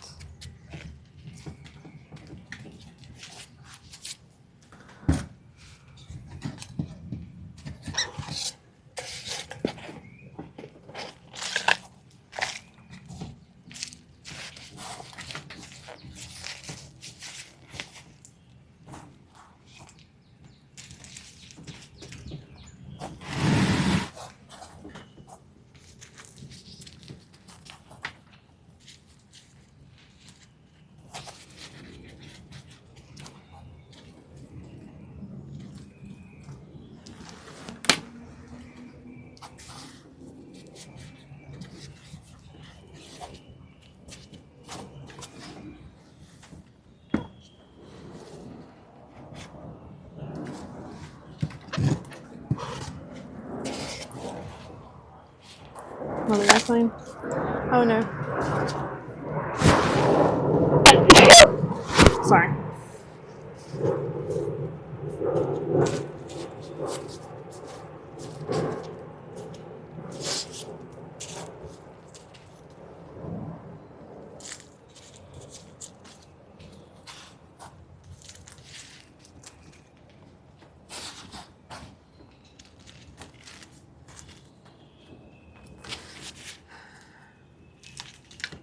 Oh, that's a big old lump of old grass. All mixed in and tight. Well, that do help retain moisture. Hold on to moisture. I try my best in gardening to imitate natural conditions as much as possible.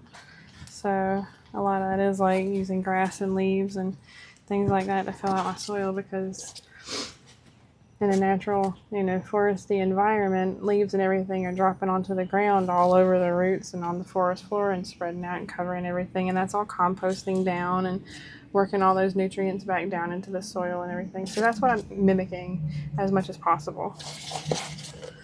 I think it's a decent process that worked for a really long time. So.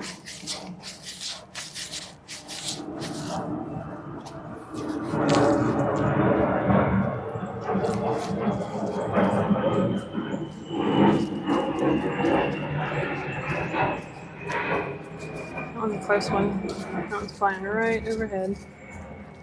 So sorry for the airplane sounds, y'all.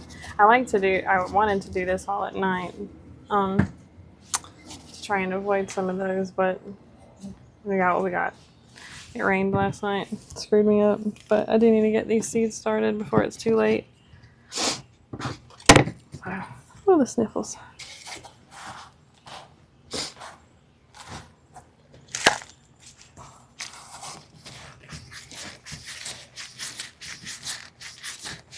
Packing it at the bottom, and then lightly filling it up to the top.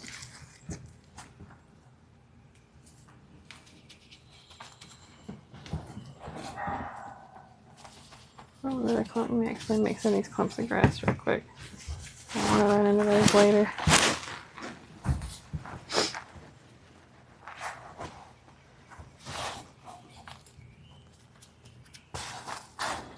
It's just so active during the day. I like it so much more at night.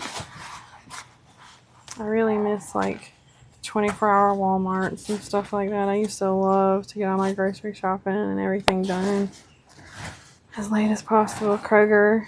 There was a Kroger near me that used to be open until midnight. Like, that was amazing. But they're not anymore. Everybody's like, oh no, COVID.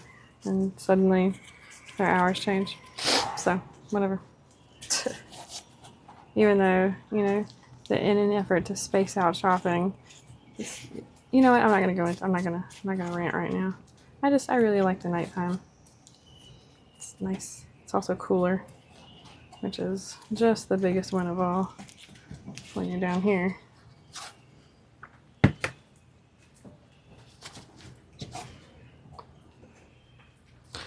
Grass. Don't honk at me.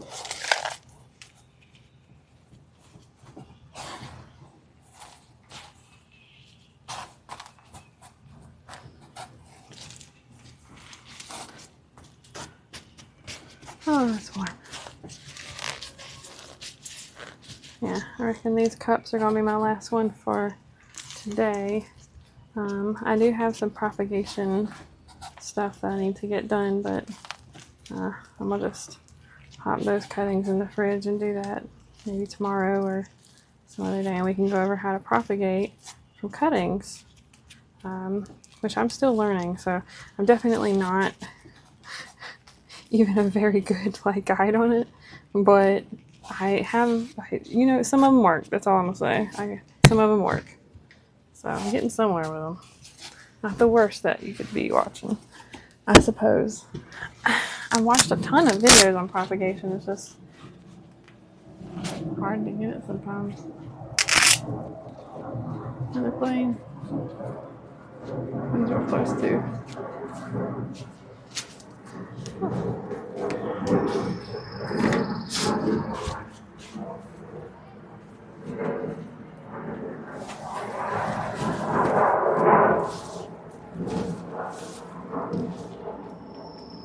Some trees I think are just generally easier to propagate than others too. They'll take to it a lot easier, so that's a whole nother thing. I'm still learning on that stuff, but we'll be doing that tomorrow, I guess, or maybe another. Oh, not tomorrow. Won't be here tomorrow. Sunday maybe. We'll see. We will see. Okay. I am warm. Holy moly. I wonder what the temperature is right now. Let's find out. Dirt off my laptop. That's the best thing about being outside, generally speaking, other than little bits of other things. It's pretty dirty, and it's okay to be pretty dirty out here. It's like perfectly fine, you know?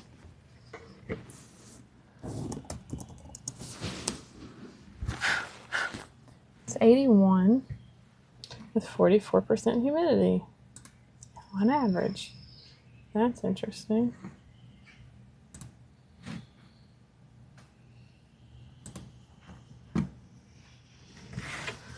All right.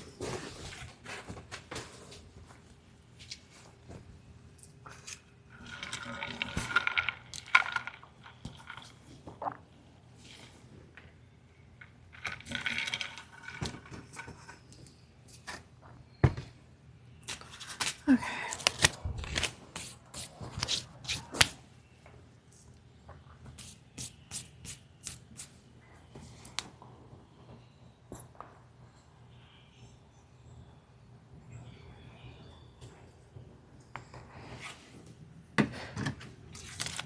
Quarter-inch planting depth, it says.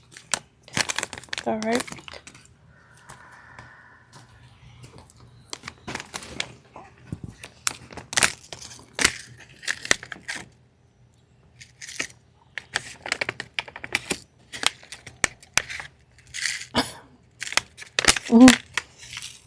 Oh, okay. It goes together. They're very tiny seeds. I love eggplant.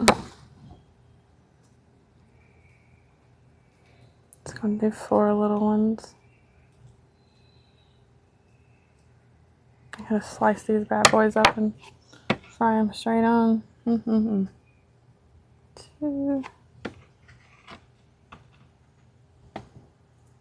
4. I'm just putting 2 in each little hole.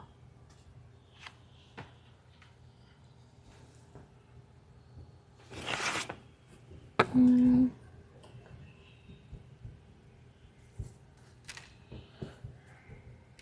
covering them up. Boop, boop, boop, boop, boop, boop, boop, boop, boop, boop, boop, boop, boop, boop, boop, boop, boop, boop. Lightly tapping.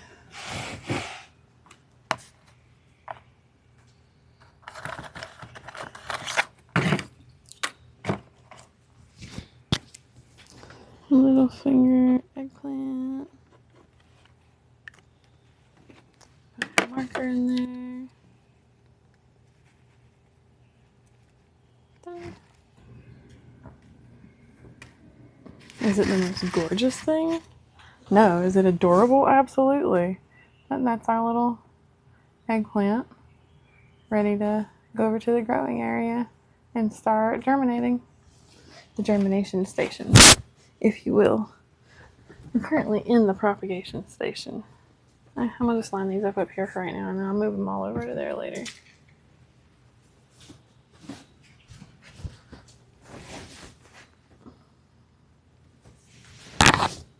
Okay.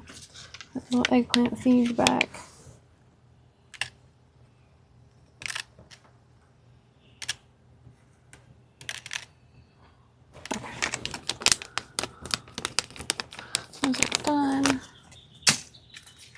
Swiss chard. Swiss chard wants to go a 1/2 inch down. It says it takes about 7 to 14 days to germinate on here. So it tells me it'll take about 7 to 14 days before I see these seedlings. We'll see. It's getting pretty warm pretty quick down here, so they might germinate faster. We'll find out. But that's about average. So about a 1/2 inch. Just doing 4. Never had Swiss chard. I'm not like, I have no idea what it's going to taste like, but I'm excited to find out. Plant spacing 8 inches. Oh, that's not much. Okay. That'll fit nicely. That'll fit real nice along my trellis. I'll just plant it in between my other plants.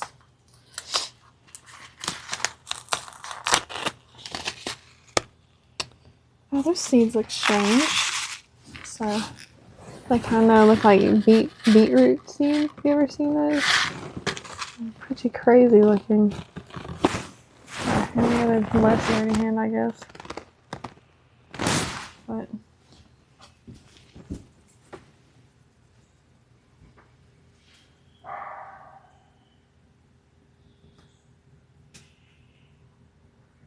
yeah, there we go. So Swiss chard seeds. Comparatively, pull out these collard seeds and pumpkins. I love looking at different seeds. Actually, you know what? I'm not gonna do that. But you know what? They just look pretty crazy. They're like jagged and rigid. It's neat. I love it. Very interesting. Love that stuff. I also like to make a mental note of what the seeds look like when I start these, because I've never had Swiss chard. If it's any good, you know, if I happen to like it in the future, then I might want to save seeds from it. So I'm going to want to know what they look like, right? So just, you know, you're like, oh, why are you freaking out about the seeds? That's why. That's why. Might be important for me to know in the future. Might not. Might be wasted information space in my brain. But you know what? I'm willing to take that risk.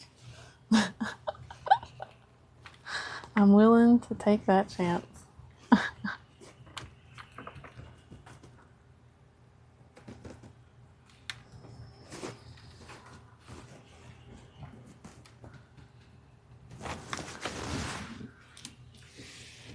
All the moisture.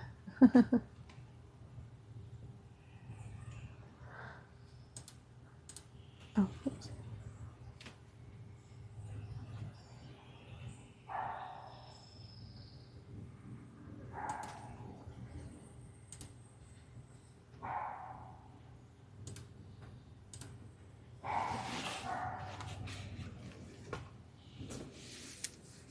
Okay.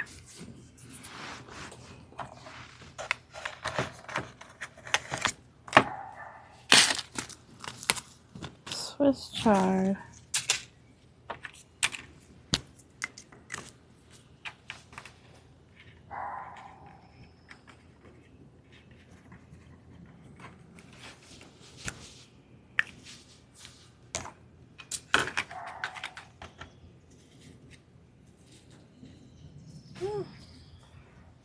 Right here.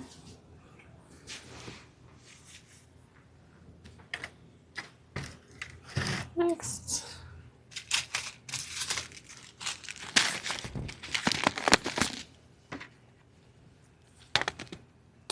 So easy peppers, yes.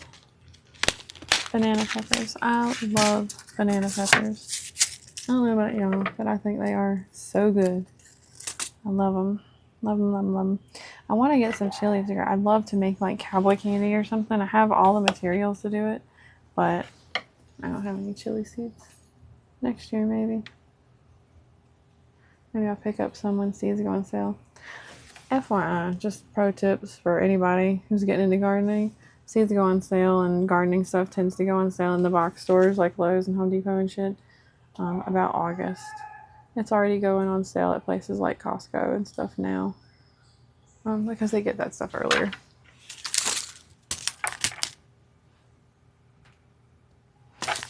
Peppers are going 1/4 inch in.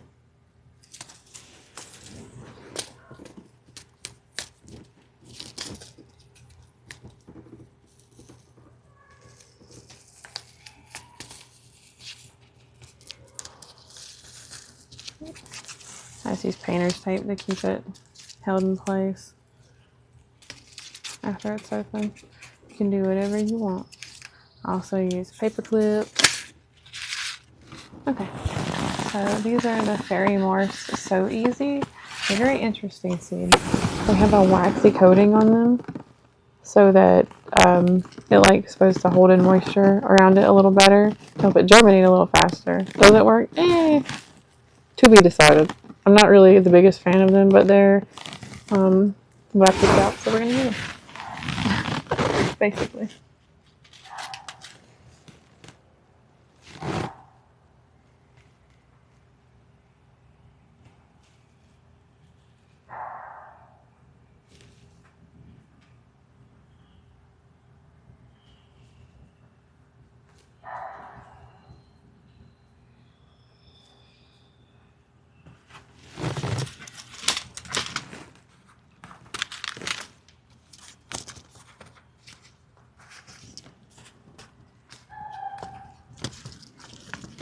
I've tried to work with the So Easy line for about 3 years now, and the germination has been sporadic. So personally, I would buy from Fairy Morse again. I would not buy their So Easy line of seeds. I just don't. I think they do not work in the way that they think they do. I think the theory is good. The execution is not quite there. But other people might have had better luck with them. So, you know, that's fine. Cover these up.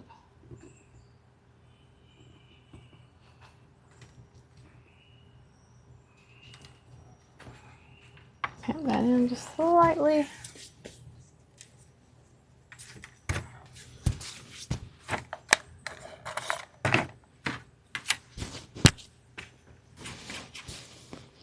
Banana. Pepper.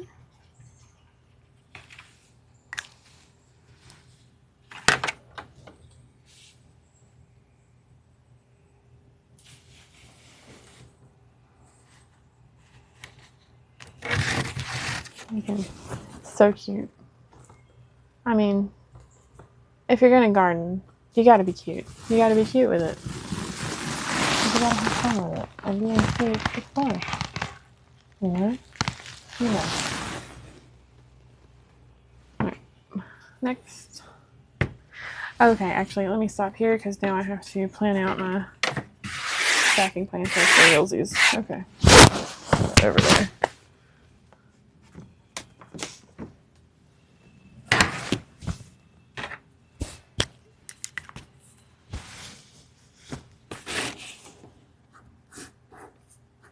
One, 2, 3, 4, 5. Alright.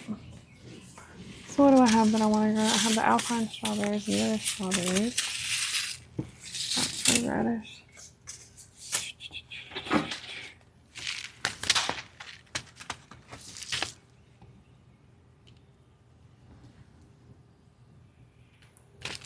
I want to put my things that I think that other animals won't like dill and green onion on the bottom-ish area, and then work up from there. So I think I'll do,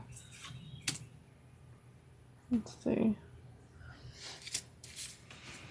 Dill I need for pickling. I'm growing cucumbers this year, so I definitely want to have some dill on hand for when it's time to pickle those guys. Onions, always. Green onions are so good. They're good on everything. In everything. Love green onions. Also, if you buy green onions from the store and you chop the tops off of them, just shove the root bottom down into the ground. They'll grow. Like, they'll regrow. You can just keep cutting off of them. So, easy way to start green onions is to just go buy a bunch of them and then chop the bottoms and just shove all those in the ground, and they will just continue growing up tops, and you can just keep lopping the tops off. Excellent plant. Very, just so good. Grow them every time. Always grow green onions. These are a special kind, so we'll see. These are regular. So we'll do 3 white Lisbon.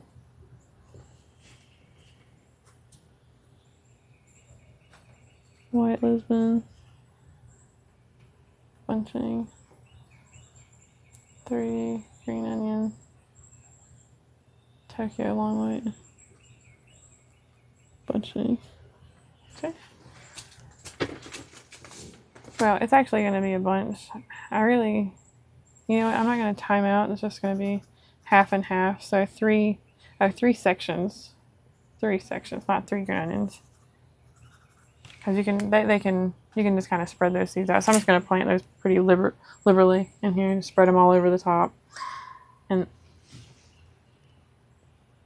okay. And then plant those out into the garden.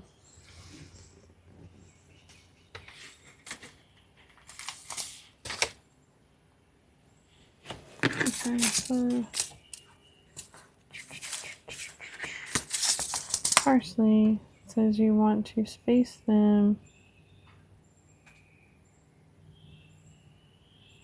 pretty far apart. Yeah, so We will. We'll do that one. Three dill, parsley. That's layer 2. Done. And so now I'm going to do shallots. I love shallots. That leaves me with radishes and bok choy. And then the strawberries. So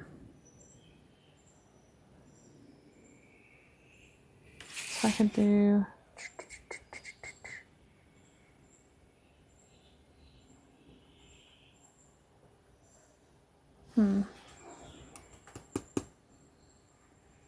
Pickled green onions? I bet that would be good. I don't know. Maybe.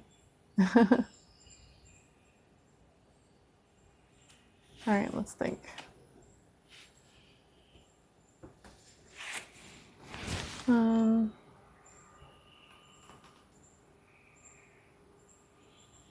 Try to decide. I like the shallots a lot. Yeah, okay. Yeah, I think that's a good plan. Alright. Splitting that up. This is all going to be shallot. We're going to do bok choy and radish. I'm also going to plant the radishes pretty liberally. I want to, they can grow pretty bunched up as well. And then this one we're going to do the 3 and 3 red and yellow. Red and yellow and 3 alpine. Perfect. Alright, so excellent. Everybody has a spot. So I'll just keep that in mind while I'm doing these containers. Or potting containers, whatever you want to call them.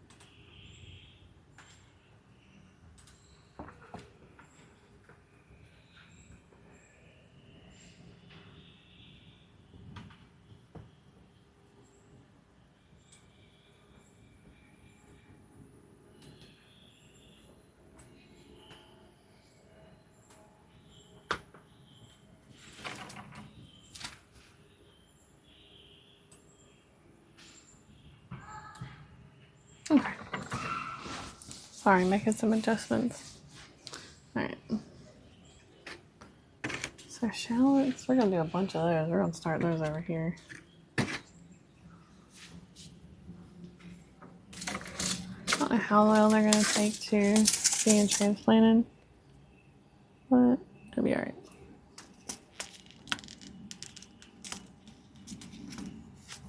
Should be okay. I've seen lots of people start onions in like trays, like large flat trays, and then just plant them out one by one. So should be fine. Oh yeah.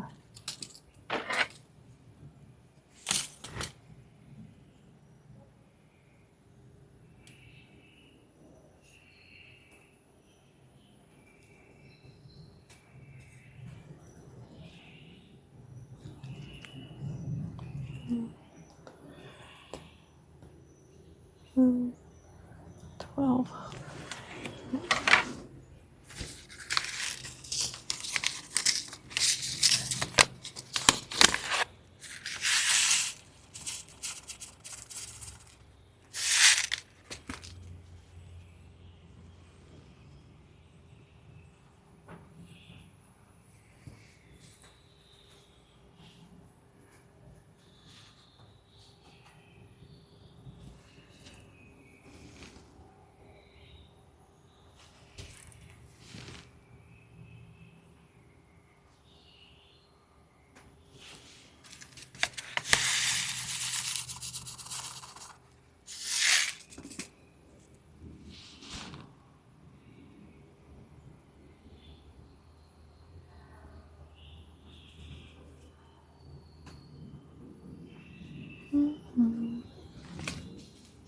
I'm just kind of hoping you got it in all the holes. Sometimes you lose them. It'll be alright though.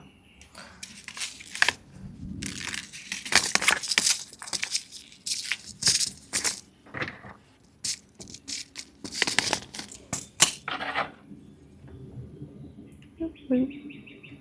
Boop, boop. Get in there. Boop, boop. Alright. Cover them up. Mark them down as shallot. Okay,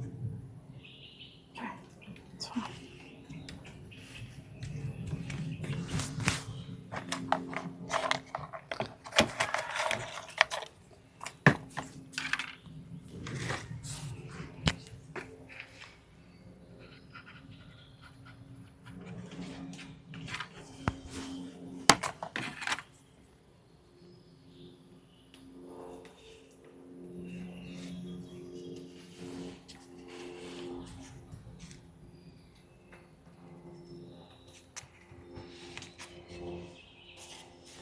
Okay.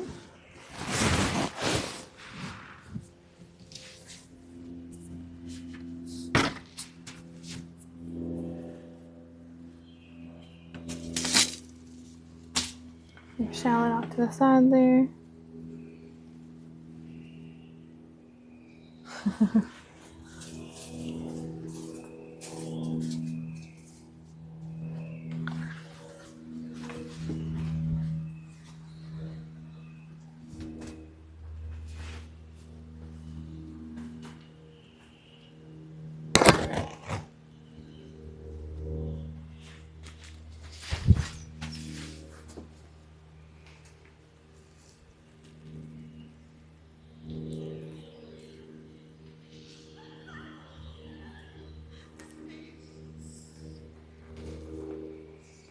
I don't know what. It's not Barty. It must be those little lizards.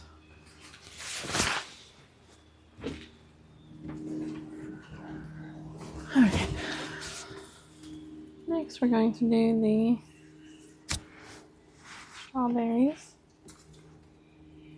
So I'm doing 3 red and yellow Wonder Blend strawberries from Botanical Interests.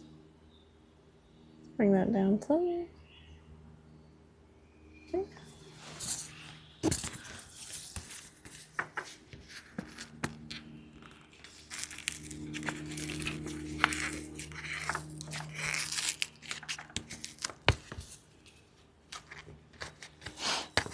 Again, open pollinated and untreated heirloom variety. Yes, yes, I think. Yeah.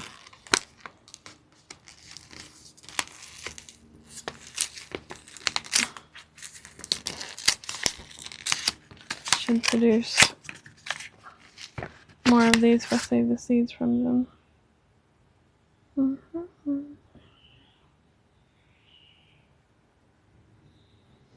It's also a perennial in zones 5 through 9, and I am in zone 8.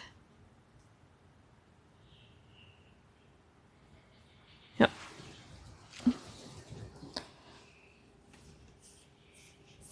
The optimal soil temperature for germination on these is 60 to 75 degrees.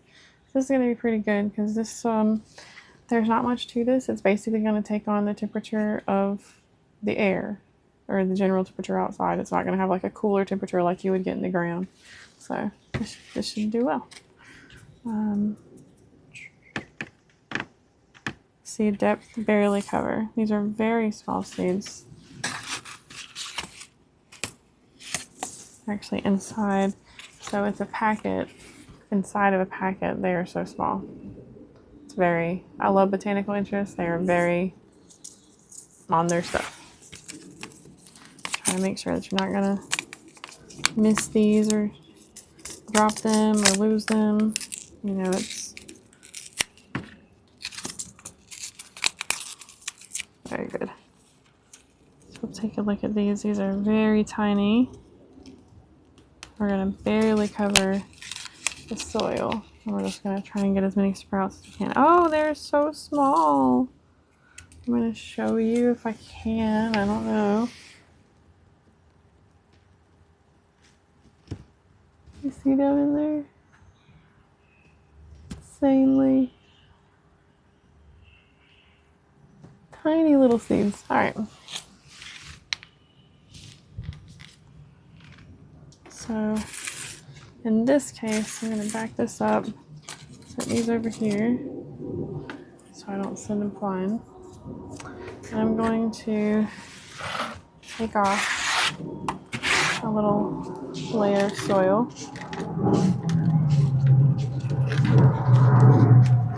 Okay. I'm going to spread my seeds and then I'll cover it up. Hello, airplane. Tiny, tiny, tiny seeds. Very, very small. Very small, guys. I don't know how Kevin stays home from Epic Gardening because I feel like if I owned botanical interest, I would just want to be like there and with all of the plants that are producing the seeds all of the time. You know what I mean? Like, so cool. He really took something and went with it, and it's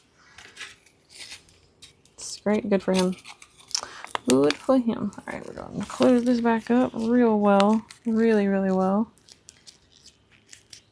Get that nice and tight. Ooh.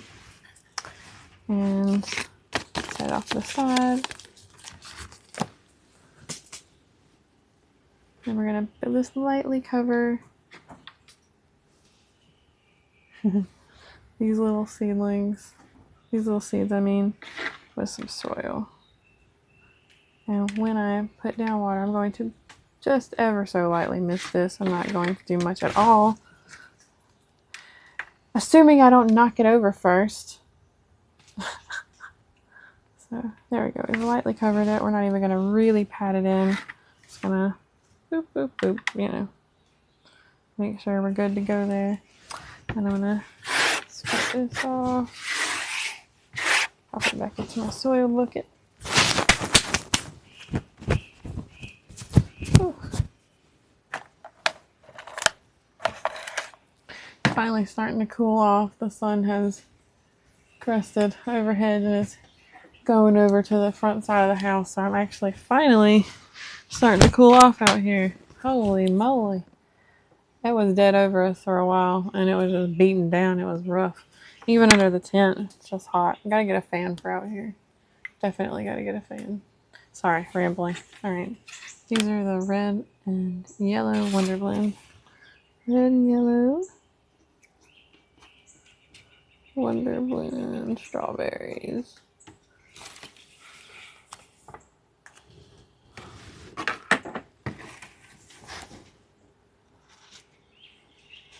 Alright. If this isn't the most relaxing like couple of hours you'll have during gardening, I don't know what it's it's excellent. It's the best. The best. I love seed starting time. Alright, we'll do the alpine. We're gonna do the same. We're gonna barely cover these with soil. We're just gonna follow the instructions for the other one. I don't think I got many to germinate the last time I tried to grow from this packet, but I also didn't have those same instructions. They had a planting depth of 1/8 to 1/4 of an inch listed on the packet, which is, I mean, yeah, kind of, I guess. Maybe something a little less, but we'll see. Alpine strawberries. Oh yeah, they're very, very tiny. Same thing. Just super duper small. If you can see that. Very, very small.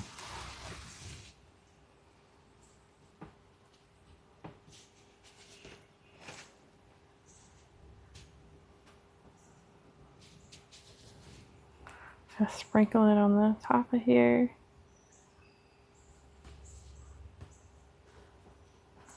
These are small, but they gave me a ton of them, so whatever. Oh, there you go. Don't forget you, or you. No, you get to join the club. Alright. We're gonna cover it up. Just with a little bit of soil. Barely touch it in. Literally just covering it. Alright.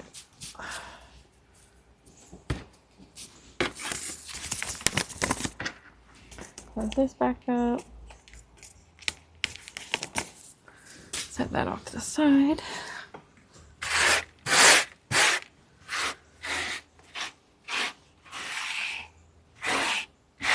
If Panda's wife and Churd's wife and Nico's wife and Anora's girl, and all of them are interested in gardening, we should totally get it to turn into. Alright, I'm gonna write on this now. This is alpine strawberries.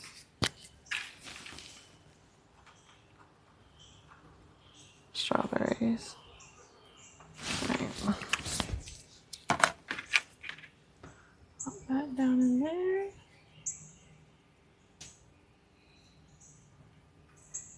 Carefully.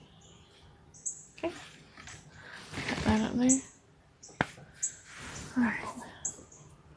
I have to get some more cups, that's fine. I got plenty of soil to work with right now, so. Alright, bok choy. How many are we doing? Three bok choys. 1/4 inch planting depth. We will see about that. We will see. Hi, bird.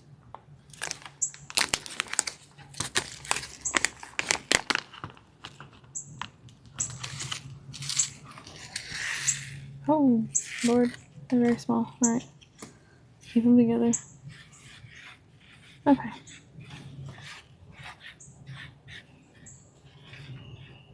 I need to get like a white table. I need to get a new table. I don't know if you can tell, but this table is concave. So every time I put seeds on here, like roll down to here, everything kind of, it's warped because I had out in the sun for a while.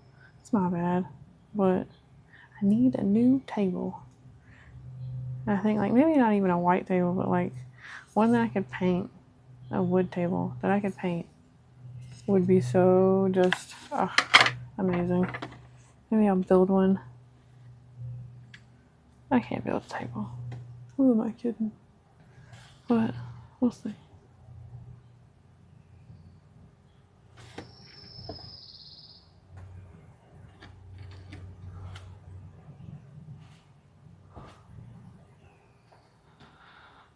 Alright.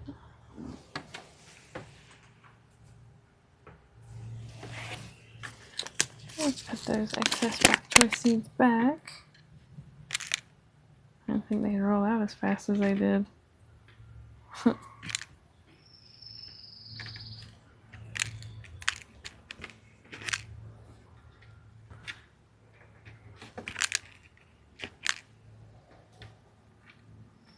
I was thinking too, if my propagation and stuff takes off, I might see about starting like a garden club in my neighborhood. My friend Sarah was telling me about the garden club that they have in there and did have in their neighborhood years ago, and how they would all sell propagations and just the neighborhood's covered in these beautiful trees and everything and flower bushes and everything because everybody used to propagate and trade.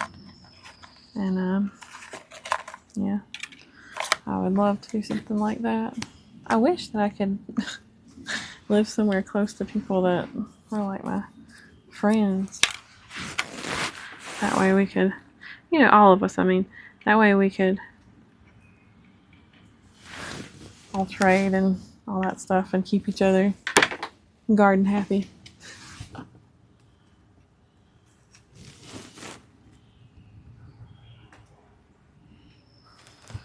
I need a garden neighbor.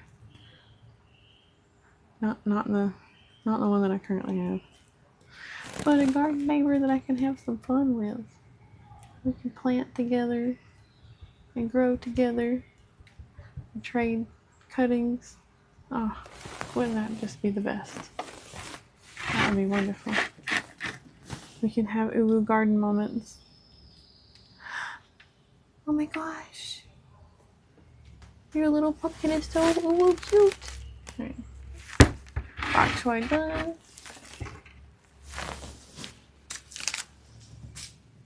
Oh, look at your little pumpkin. That's the best I got. Sorry. It's pretty awful.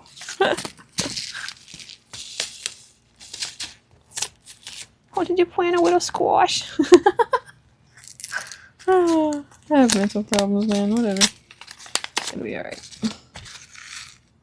Radish gets planted 1/4 inch deep. That makes sense. We're doing 3 of these. I can't wait to try radish. I think it's going to be good. I like daikon radish in my miso soups and other soups and ramen. So I would love to have grow my own little radishes and pop them in my miso soup that I'm having lately. Because even though I'm doing keto, I'm on keto generally all the time, but I do take breaks from it. And when garden stuff starts coming in, I swap to more of a paleo thing where I eat my garden greens and fruits and veggies as well. So, you know, it's a good time when harvest season comes around. It's a good time. It's a good time around here. You should come on down to Boogley's garden.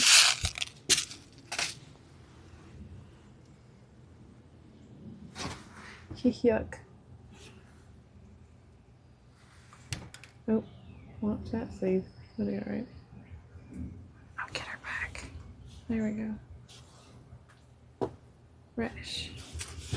We only have 3 cells for radishes. It says that they need to be spaced. Actually, they're only spaced 1 to 3 inches apart. So that means I can fit a couple of them in each little cell. So I'm actually going to do 2 cups of radishes to fill up those cells. Now I can double up the radish seeds, or the radish plants. Each one, that'll be, there's maybe 5 to 6 inches across in each of those. Yeah, so 2 plants is plenty. Oh, let me keep that up here.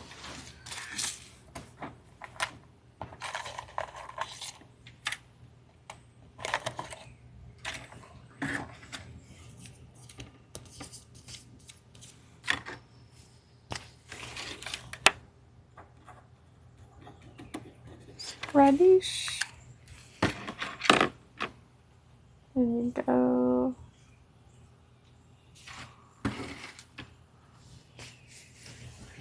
Oh, I have actually 2 more. Oh, perfect. How perfect is that? Really? Come now. Come now. How much more perfect could it be? Ah, I ask you. Oh, ho, ho, ho, ho, ho, ho.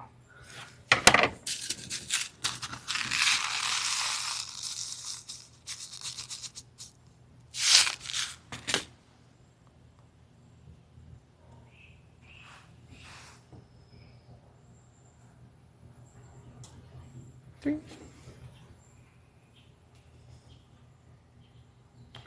2, 3, 2, and 3.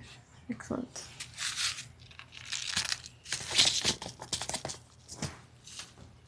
I think they're gonna be good in miso soup and other ways that in which they're prepared. I'm excited to find out.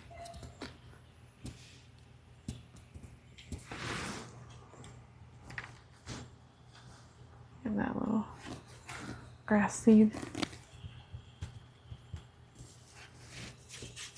Oh shit, paper cup time. Yeah, I'm actually gone through quite a few so far.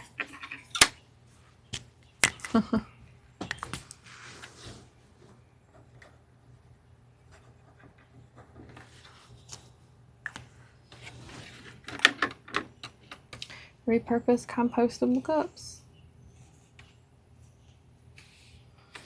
That was a neat little find at Costco that day.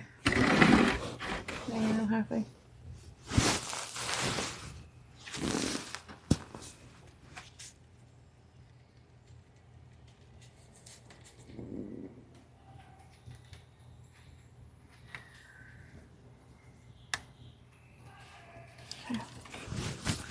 Next, got shallots,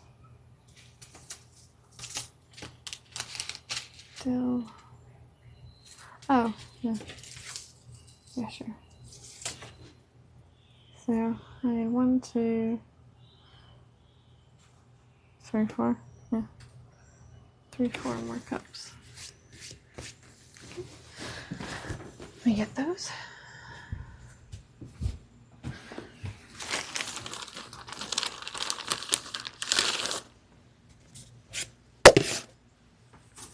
Back to the soil. Oh, yeah, terrible poking sound. Sorry. I'm gonna cover up my mic while I do this as much as I can.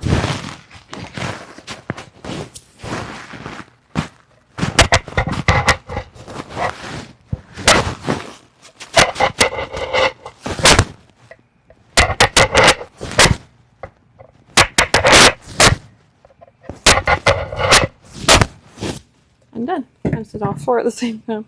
So, trying to kill that as much as possible.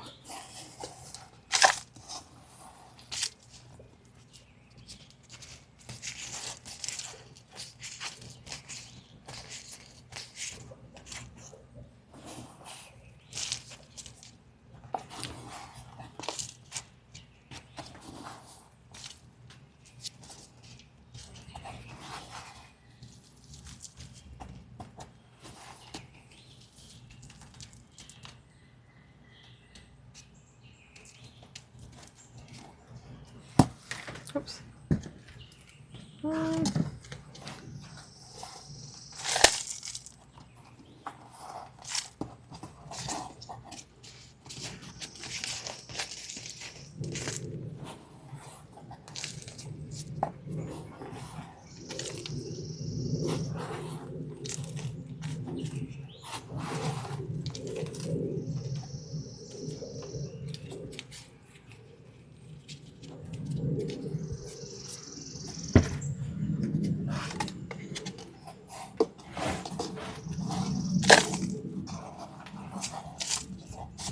Hope everybody's having a beautiful Friday. It's decided to be swamp ass hot in Georgia.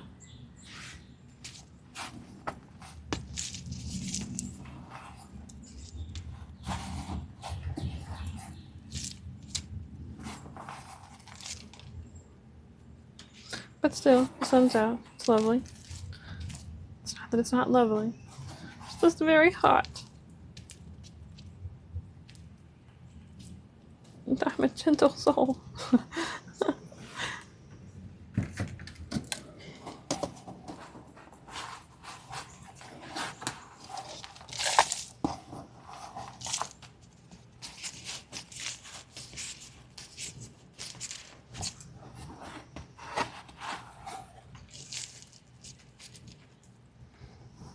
Hot dog in it. Mm-hmm.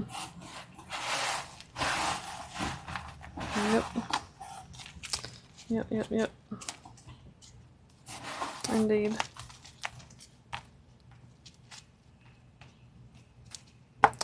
Indeed.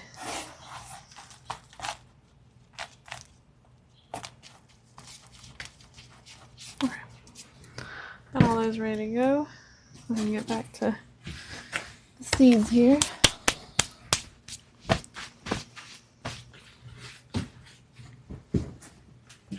Okay. Oh.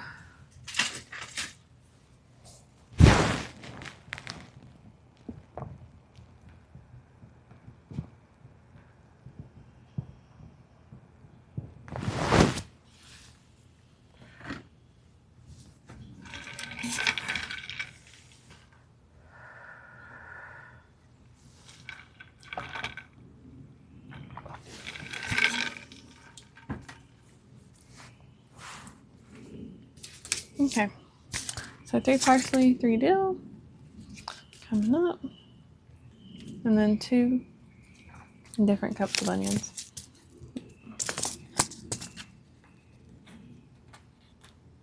I might have made 1 too many cups. Whatever, it'll be fun.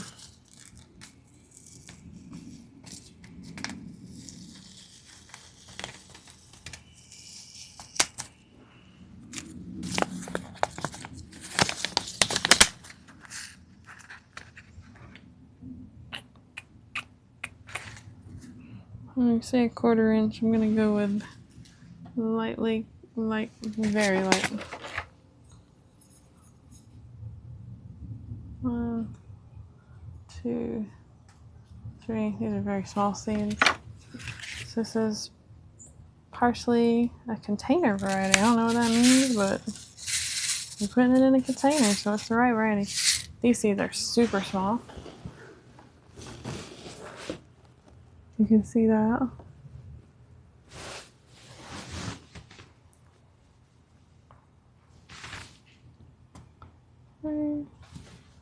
Between 3 and 4 in each hole. 3. Okay.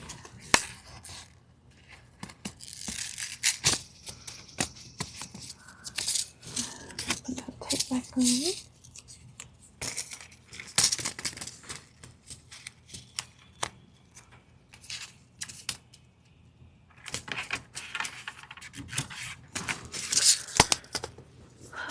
It's very warm. Very, very hot out here. Don't know about y'all. What?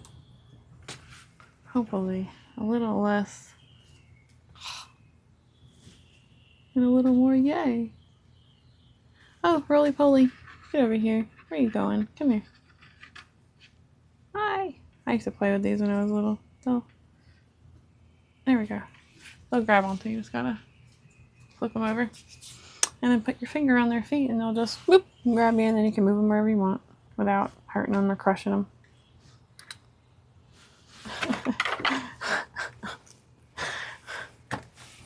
Hang on, the bug girl's coming out.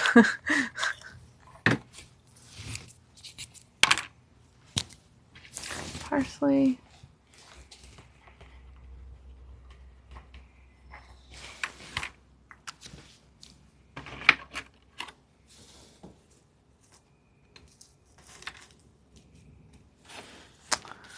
Okay. Parsley is donezo. Let's shift these over. On the finished pile.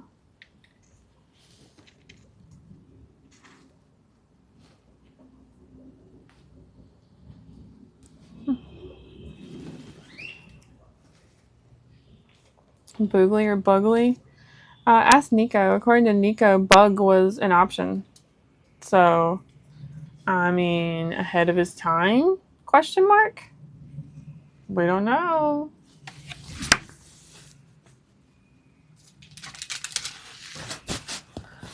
So it's going to be 3 dill as well.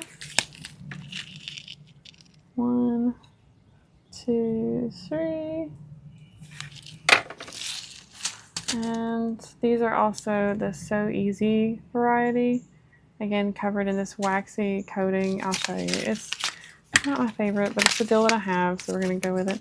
Oh, Nate, we need to go pick up some chives. I don't have any chive seeds. Help, help, help. I used them all in the front lawn, or the front flower bed, I think. Yeah. So these are the So Easy variety. They have like a waxy coating around them or not like a waxy coating, but a coating around them that holds in moisture. It's supposed to help them germinate a little faster, but you know, it's hit or miss. I'm not going to be buying these again. I don't think they were worth it. So, but hopefully these will germinate. 2, 3. Get in your hole. Get in your hole.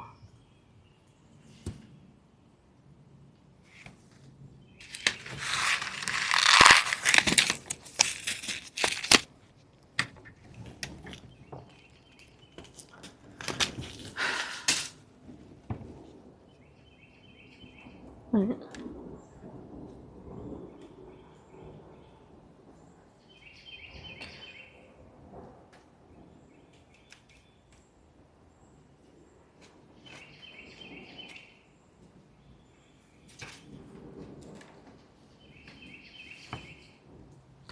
Alright, looking good.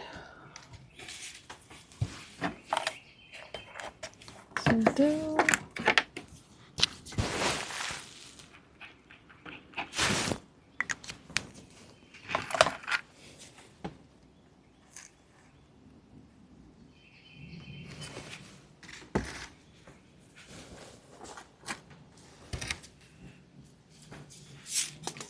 Tokyo long white. Bunching onion. Garner Basics. Garner Basics is, I don't know, Amazon? I'm not sure. It's from Amazon though, for sure. I ordered off there, but Garner Basics I've only really seen on there. I haven't seen them in stores too much. Anywho, an 1/8 to 1/4, so very lightly covering. So, yeah, I'm just gonna do the same thing. Now we need a little bit of soil cover. So I'm just going to scrape off some and then put down my seeds and then just come through and cover them up.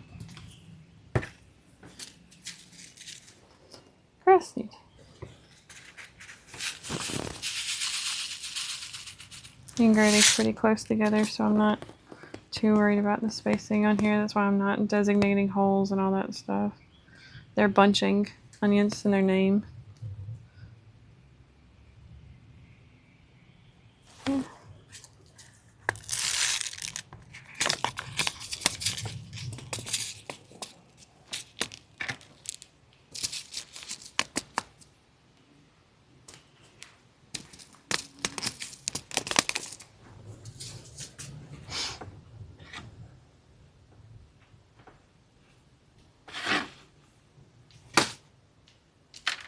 And we'll just cover those back up.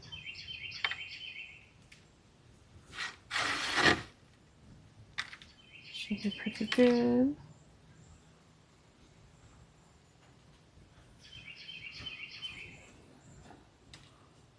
More grass seed. All right.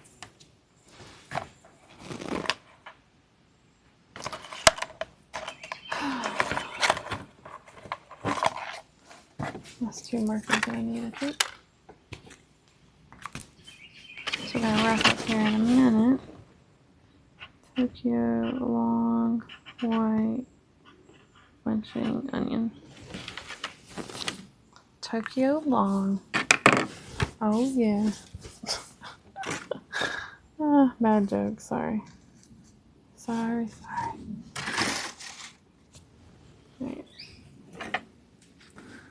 And then this is going to be our white Lisbon bunching onion.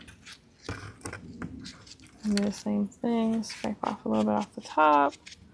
Put down our seeds and then come back there and cover it up with a little soil. These are all going to go over to the germination area and get misted with the hose. That's where the soil is already a little wet, but they'll get misted again just to add that extra layer of moisture for the seedlings. Over the next couple of weeks, sometimes it takes that long. I'm going to come out here and make sure that they never really dry up. I don't want to keep them sopping wet, but I'm not, I don't want to keep them sopping wet, but I don't ever want the top to dry out on the any of these. So you want to make sure that stays a little damp. Just want to mist it up every day or two, probably every day. I'm starting mine all outside because, like I said, I have cats inside. I can't really do this inside. So, yeah, I'll be misting mine every day because the heat really saps the moisture from your things. And the smaller the container, the faster the moisture is actually taken out. So, just things to keep in mind. These are very small containers, with that statement being said. Like, this is a small container still, even with that statement being said. Like, you're talking about larger containers. We're looking at 10 gallons or more is a good container. But these are very, very small, so they're gonna dry out exceptionally fast. But we're not gonna let them. Period. The ends. Nothing more than that. It's not gonna happen. Bing, bang, boom.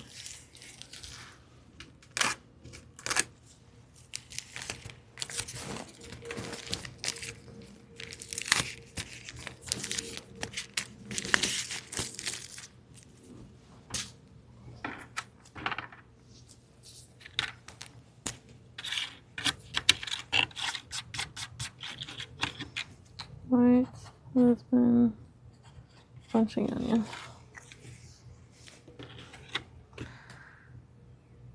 I gotta put the soil on the top.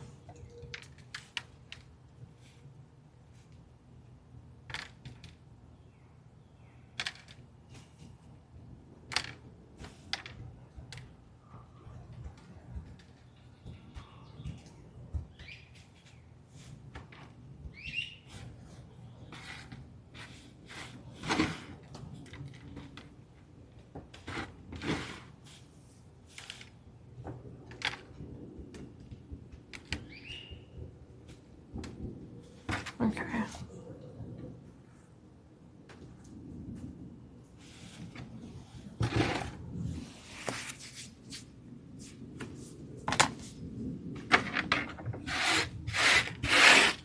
Okay, back into the soil container this goes.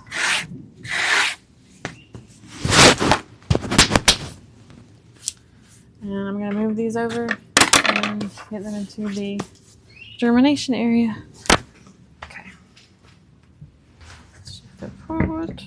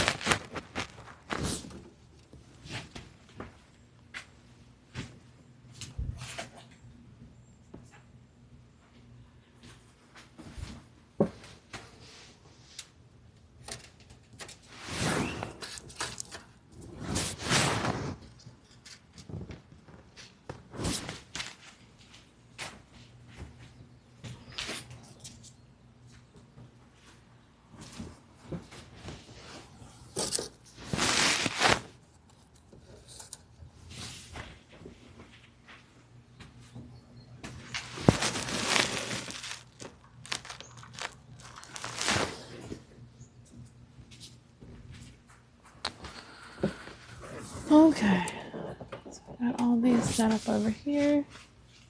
I'll water these in, and then I'll do my best to show you the germination station that we have set up. All right.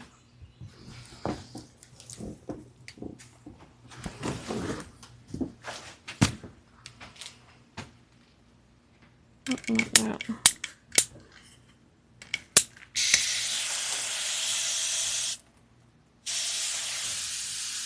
Misting these in, because again the soil is already moistened, pre-moistened. I just don't ever want these tops to dry up, so I'm gonna give them a good mist so that they don't move the seeds around too much underneath the soil. Sometimes if you hit it with that little blast of water, it'll shift the seedling a little too deep or out of the container, or whatever the case may be. So just gonna mist them up right now.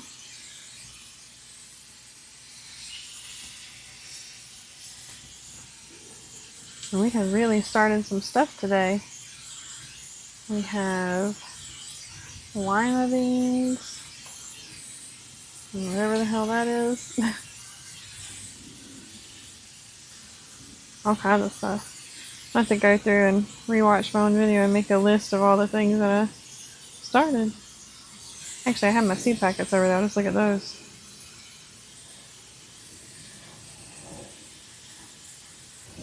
So I'm gonna let these germinate outdoors. They're uncovered. I'll keep them misted. Make sure they stay you know, moist enough. They all have good drainage, so I shouldn't have any problems there. And we tried to, the only seed container even that I use here that I bought specifically for it, and even like it's from, you know, a company that specializes in that. I think it's from Burpee, is one. The rest of these are all upcycled or recycled or reused or whatever. So it's a decent little way to save some money while we're seed starting here. So gosh, we started so many seeds between last night and today. Wow, all right. It's a lot. Happy. But today we've done the onions, bunching onions. So this is all the stacking planter. Parsley, radish, bok choy, alpine strawberries, red and white wonder strawberries. We didn't do that. Shallots. Didn't do that. We did dill.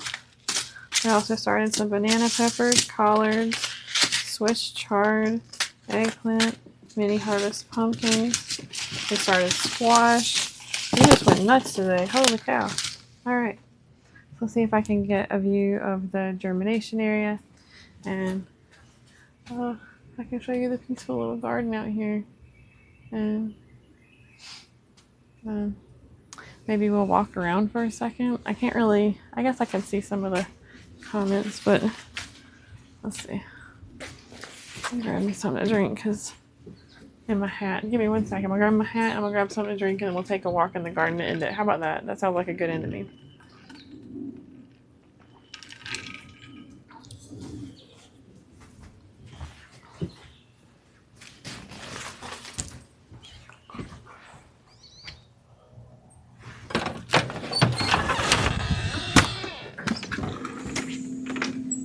Sounds like a good ending.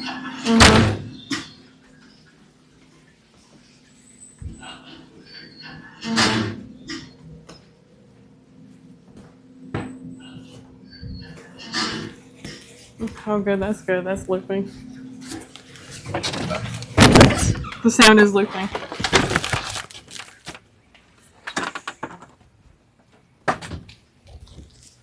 Alright.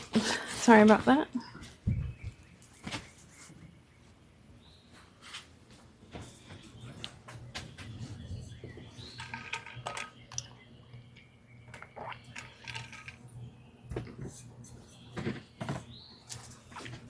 Okay, I got my hat. So hopefully I don't burn to death out here. It's actually alright. The sun is nearly over on the other side, so got a little bit of shade to work with. Not shade, but not direct light, which is nice.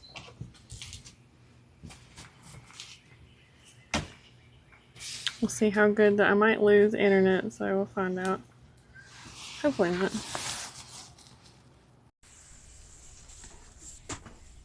I find that my phone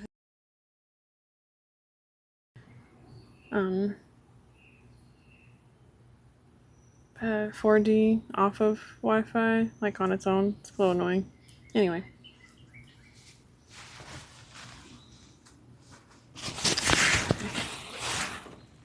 Get this out of here.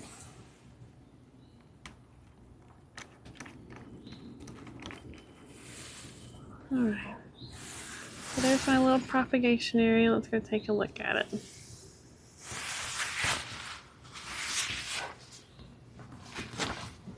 So ignore any messes you see. This is my area. It's a garden area. So these are all the seedlings that we started last night and today.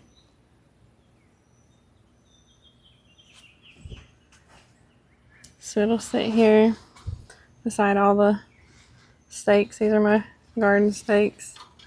Little cages. They don't really do too much for tomatoes, but you know, they work well for peppers and other stuff. But there's all the seedlings. Everything that we started with all their tags. Our milk cartons. Good recycling. Good recycling. So, let's see. This is my garden area. These are, oh, let's come down here. It's my blueberry bush. It is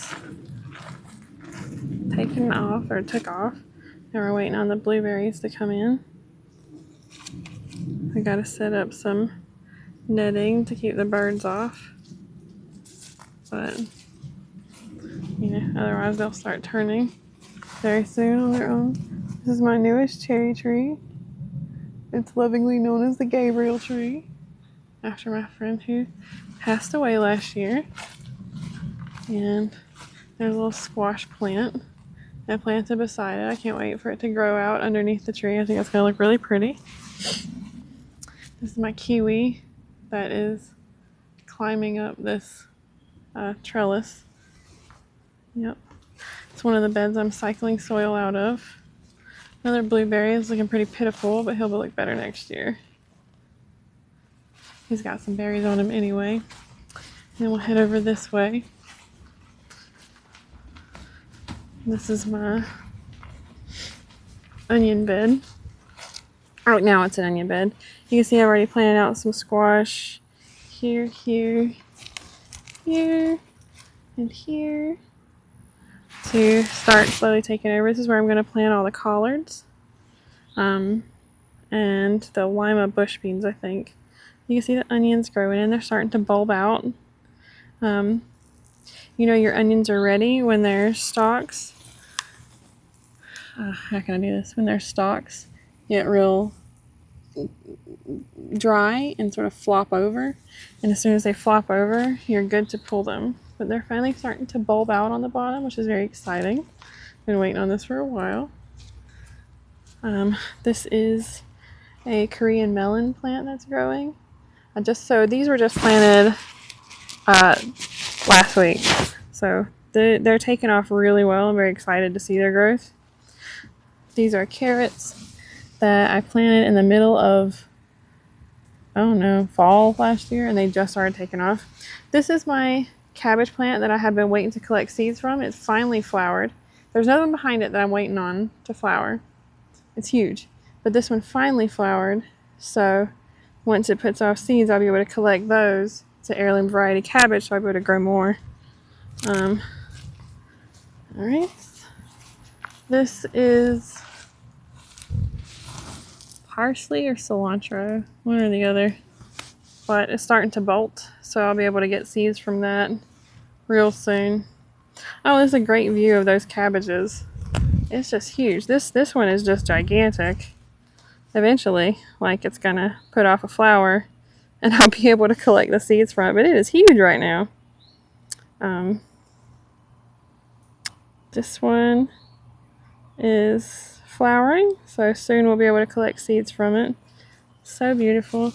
These are tiny pollinators. We love our pollinators. In this row down here, I'm growing okra and okra over here. More onions. There's onions all throughout here, but those will get all pulled right around the same time. Hello. More okra going up this way. So okra and okra. And then these are beans. A royal burgundy bean. Oh, something ate on one of those. It happens. So these are royal burgundy beans with the stakes. Those are a bushing type of beans, so they take stakes to grow up. This is the flower bed that Sarah, my friend Sarah, helped me plant. We have one squash plant here. Otherwise, the rest of these were basically scattered perennial flower seeds, with the exception of a couple of sunflowers, maybe. And these clematis, I believe they're called. Those are annuals. So, but otherwise, perennial flower bed. It's really taken off. Very exciting. Very exciting. This is my other trellis. So one trellis down that way, and then a trellis down this way. So on this trellis, I'm growing loofah gourds that I'm going to train to the fence to grow up over the trellis, and then squash coming off this way. And then I have another loofah gourd out here to grow up this part of the fence, just for funsies. Yeah, it is a monster cabbage for sure. Same thing on this side, more loofah and another squash. We got some tomatoes that are going to be growing out here. These are my trees. So this is like one of my favorite spots in the garden personally. And it's going to grow because I just got a new tree, but it's my little orchard grove here. But it flanks me while I walk by, so it's nice shade during the middle of the day. It's really excellent. This is my pear plum.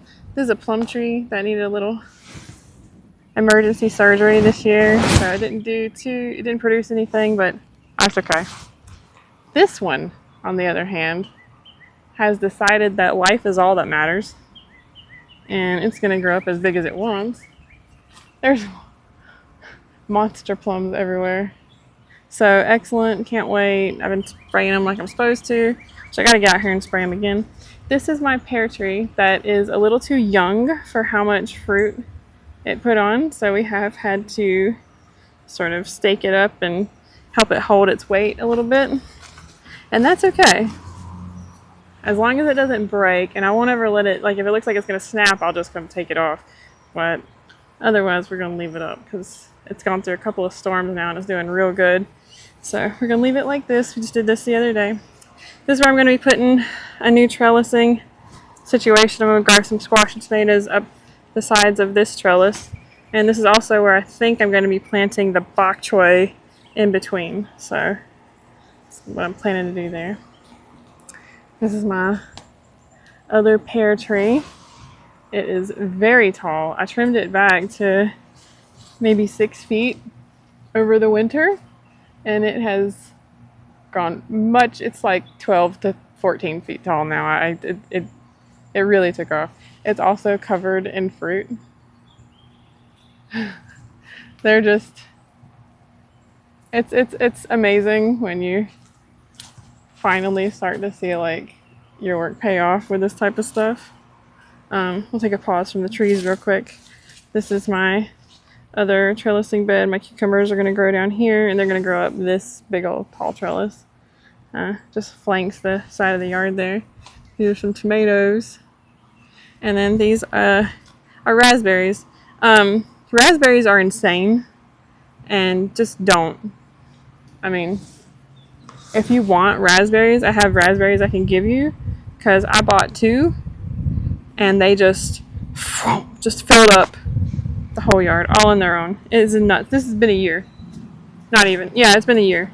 I got these last year, and they are just everywhere. I potted up a bunch of them, and they just spread. They spread so fast. They're very crazy.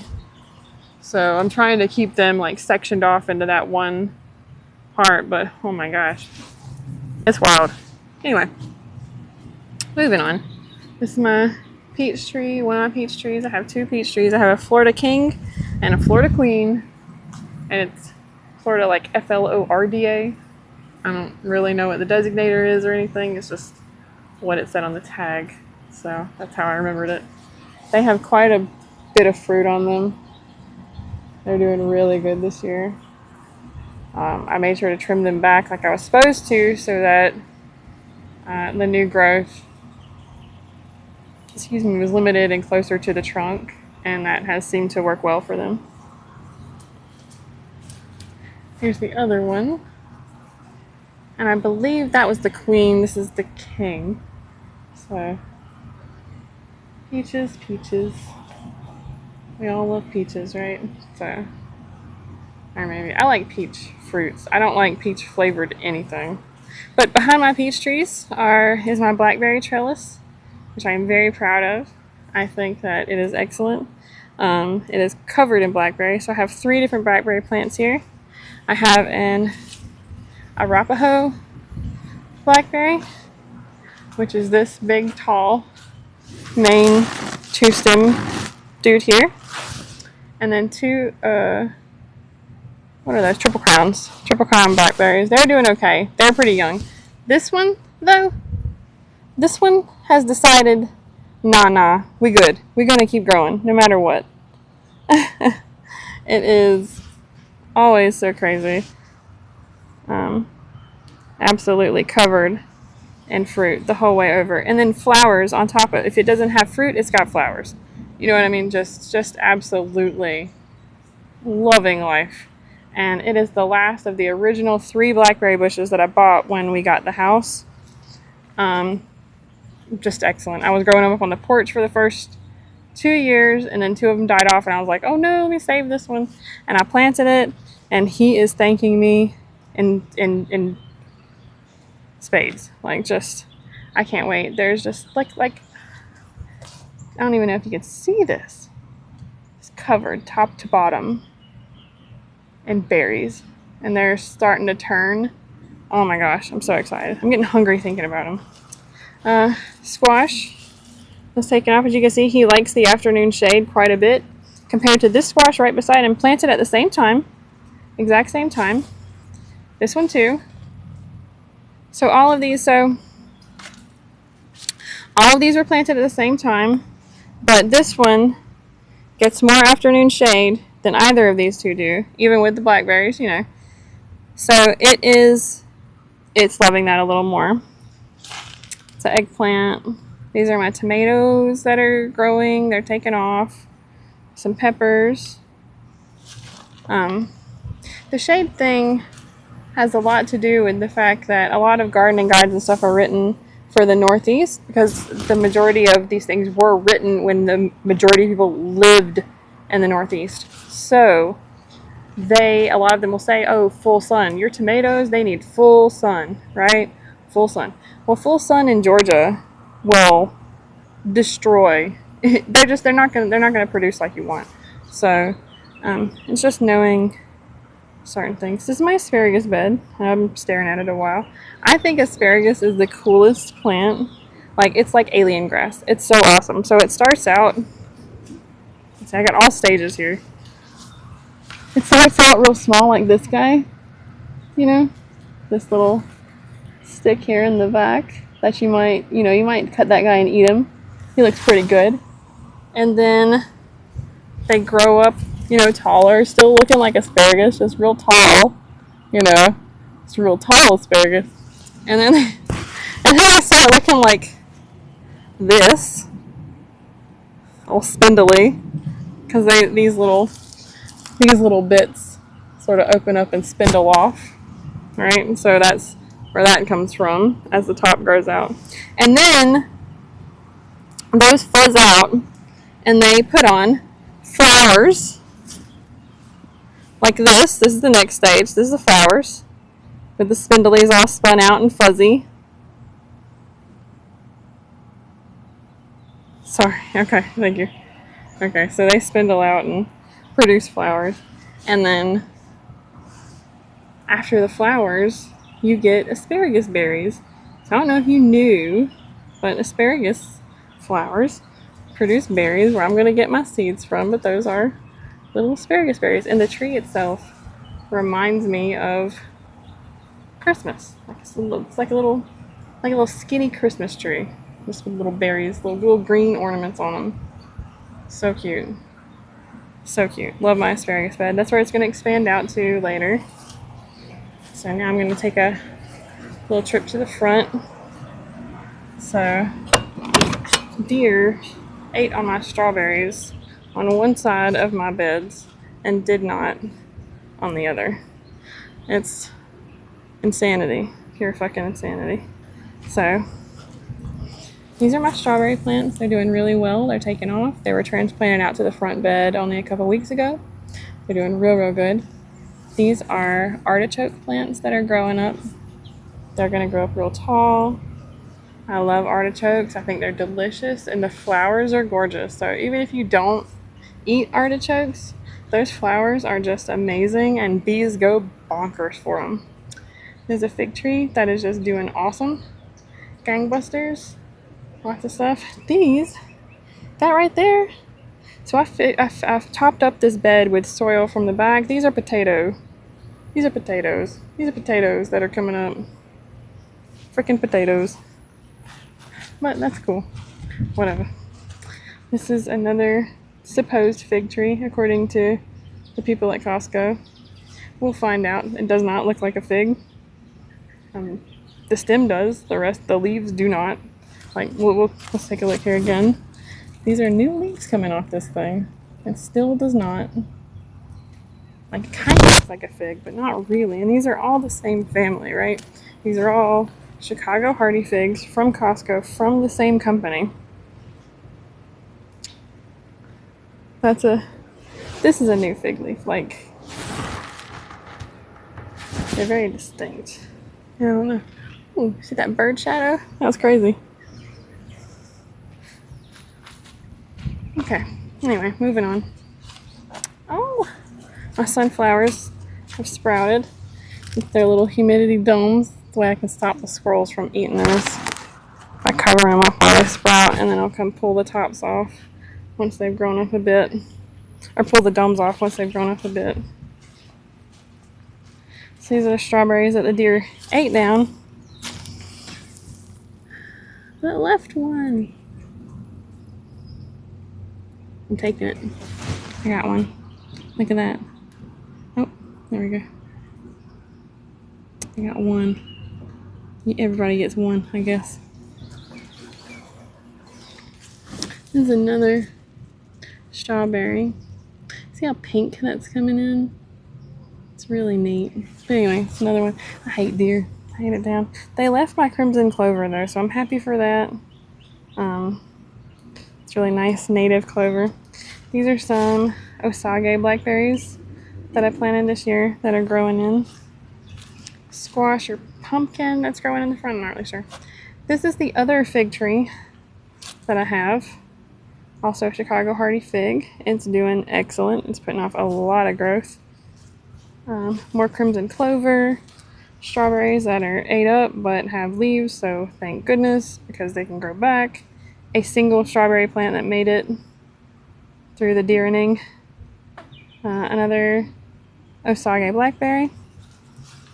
And then this is the other fig that came with the one fig that has weird leaves. This one at least has fig leaves. So I'm not sure what's going on there. We'll find out. We'll find out though. Anyway, I guess the last thing I'll show is my little flower garden. Oh, okay. I'll just take a trip around the yard here. This is my pomegranate. It's coming in real well. It was just a tiny little twig at the end of winter, but it has put off a lot of branches. This is my perennial flower garden in the front. It looks very messy. It is very messy, but it puts off some of the most beautiful flowers that you have ever seen. I mean, look at this. Foxgloves. Gorgeous. Gorgeous. California poppies. Just all kinds of stuff.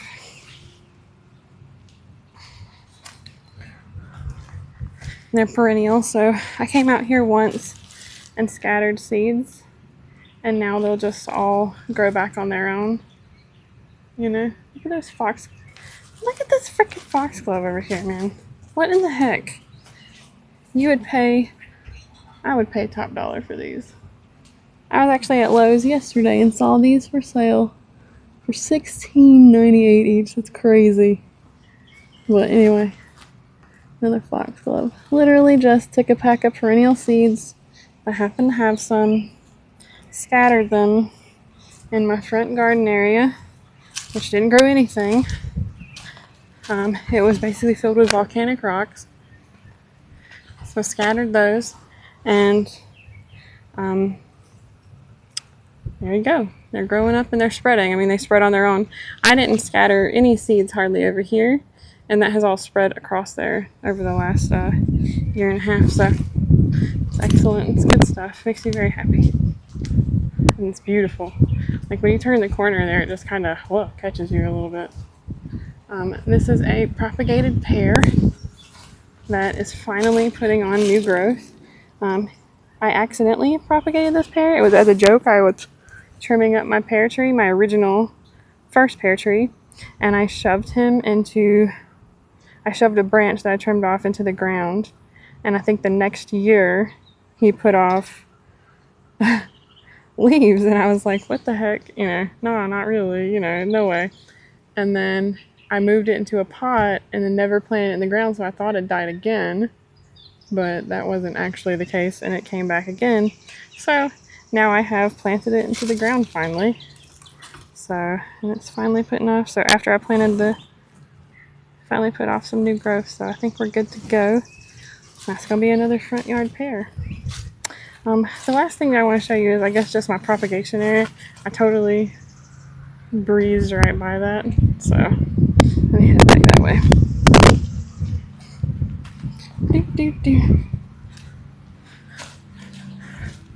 If you're like, man, these shoes are dirty. Yup. I have garden clothes specific to it. So.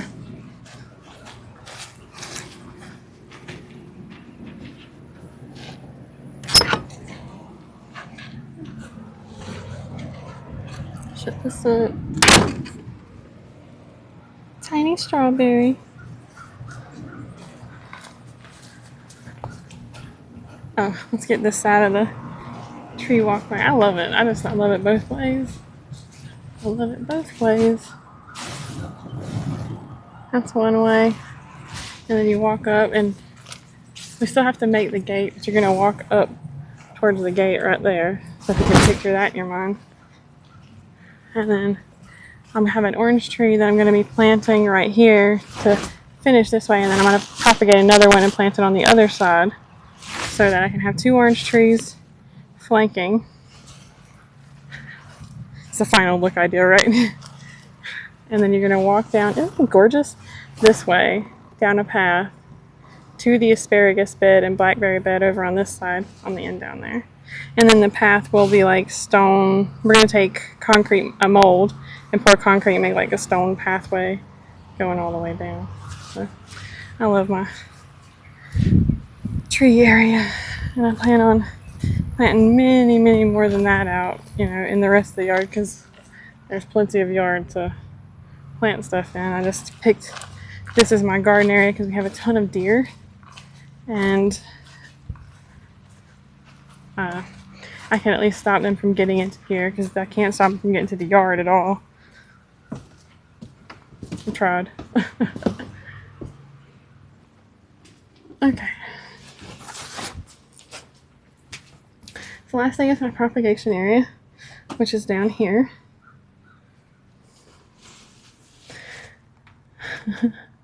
So, but we'll go more into propagation another day. For now, I'm going to wrap up, grab me a shower, because I am sweaty. And I just want to say thanks for watching. And these are all our seed starts. We did such a good job. I hope that you guys start your own seeds, and if you have any questions, or if you need some help, or anything, I am absolutely always here to answer, because I love gardening. It's crazy. Anyway, thanks for watching. Y'all have a good day. I'll see you later.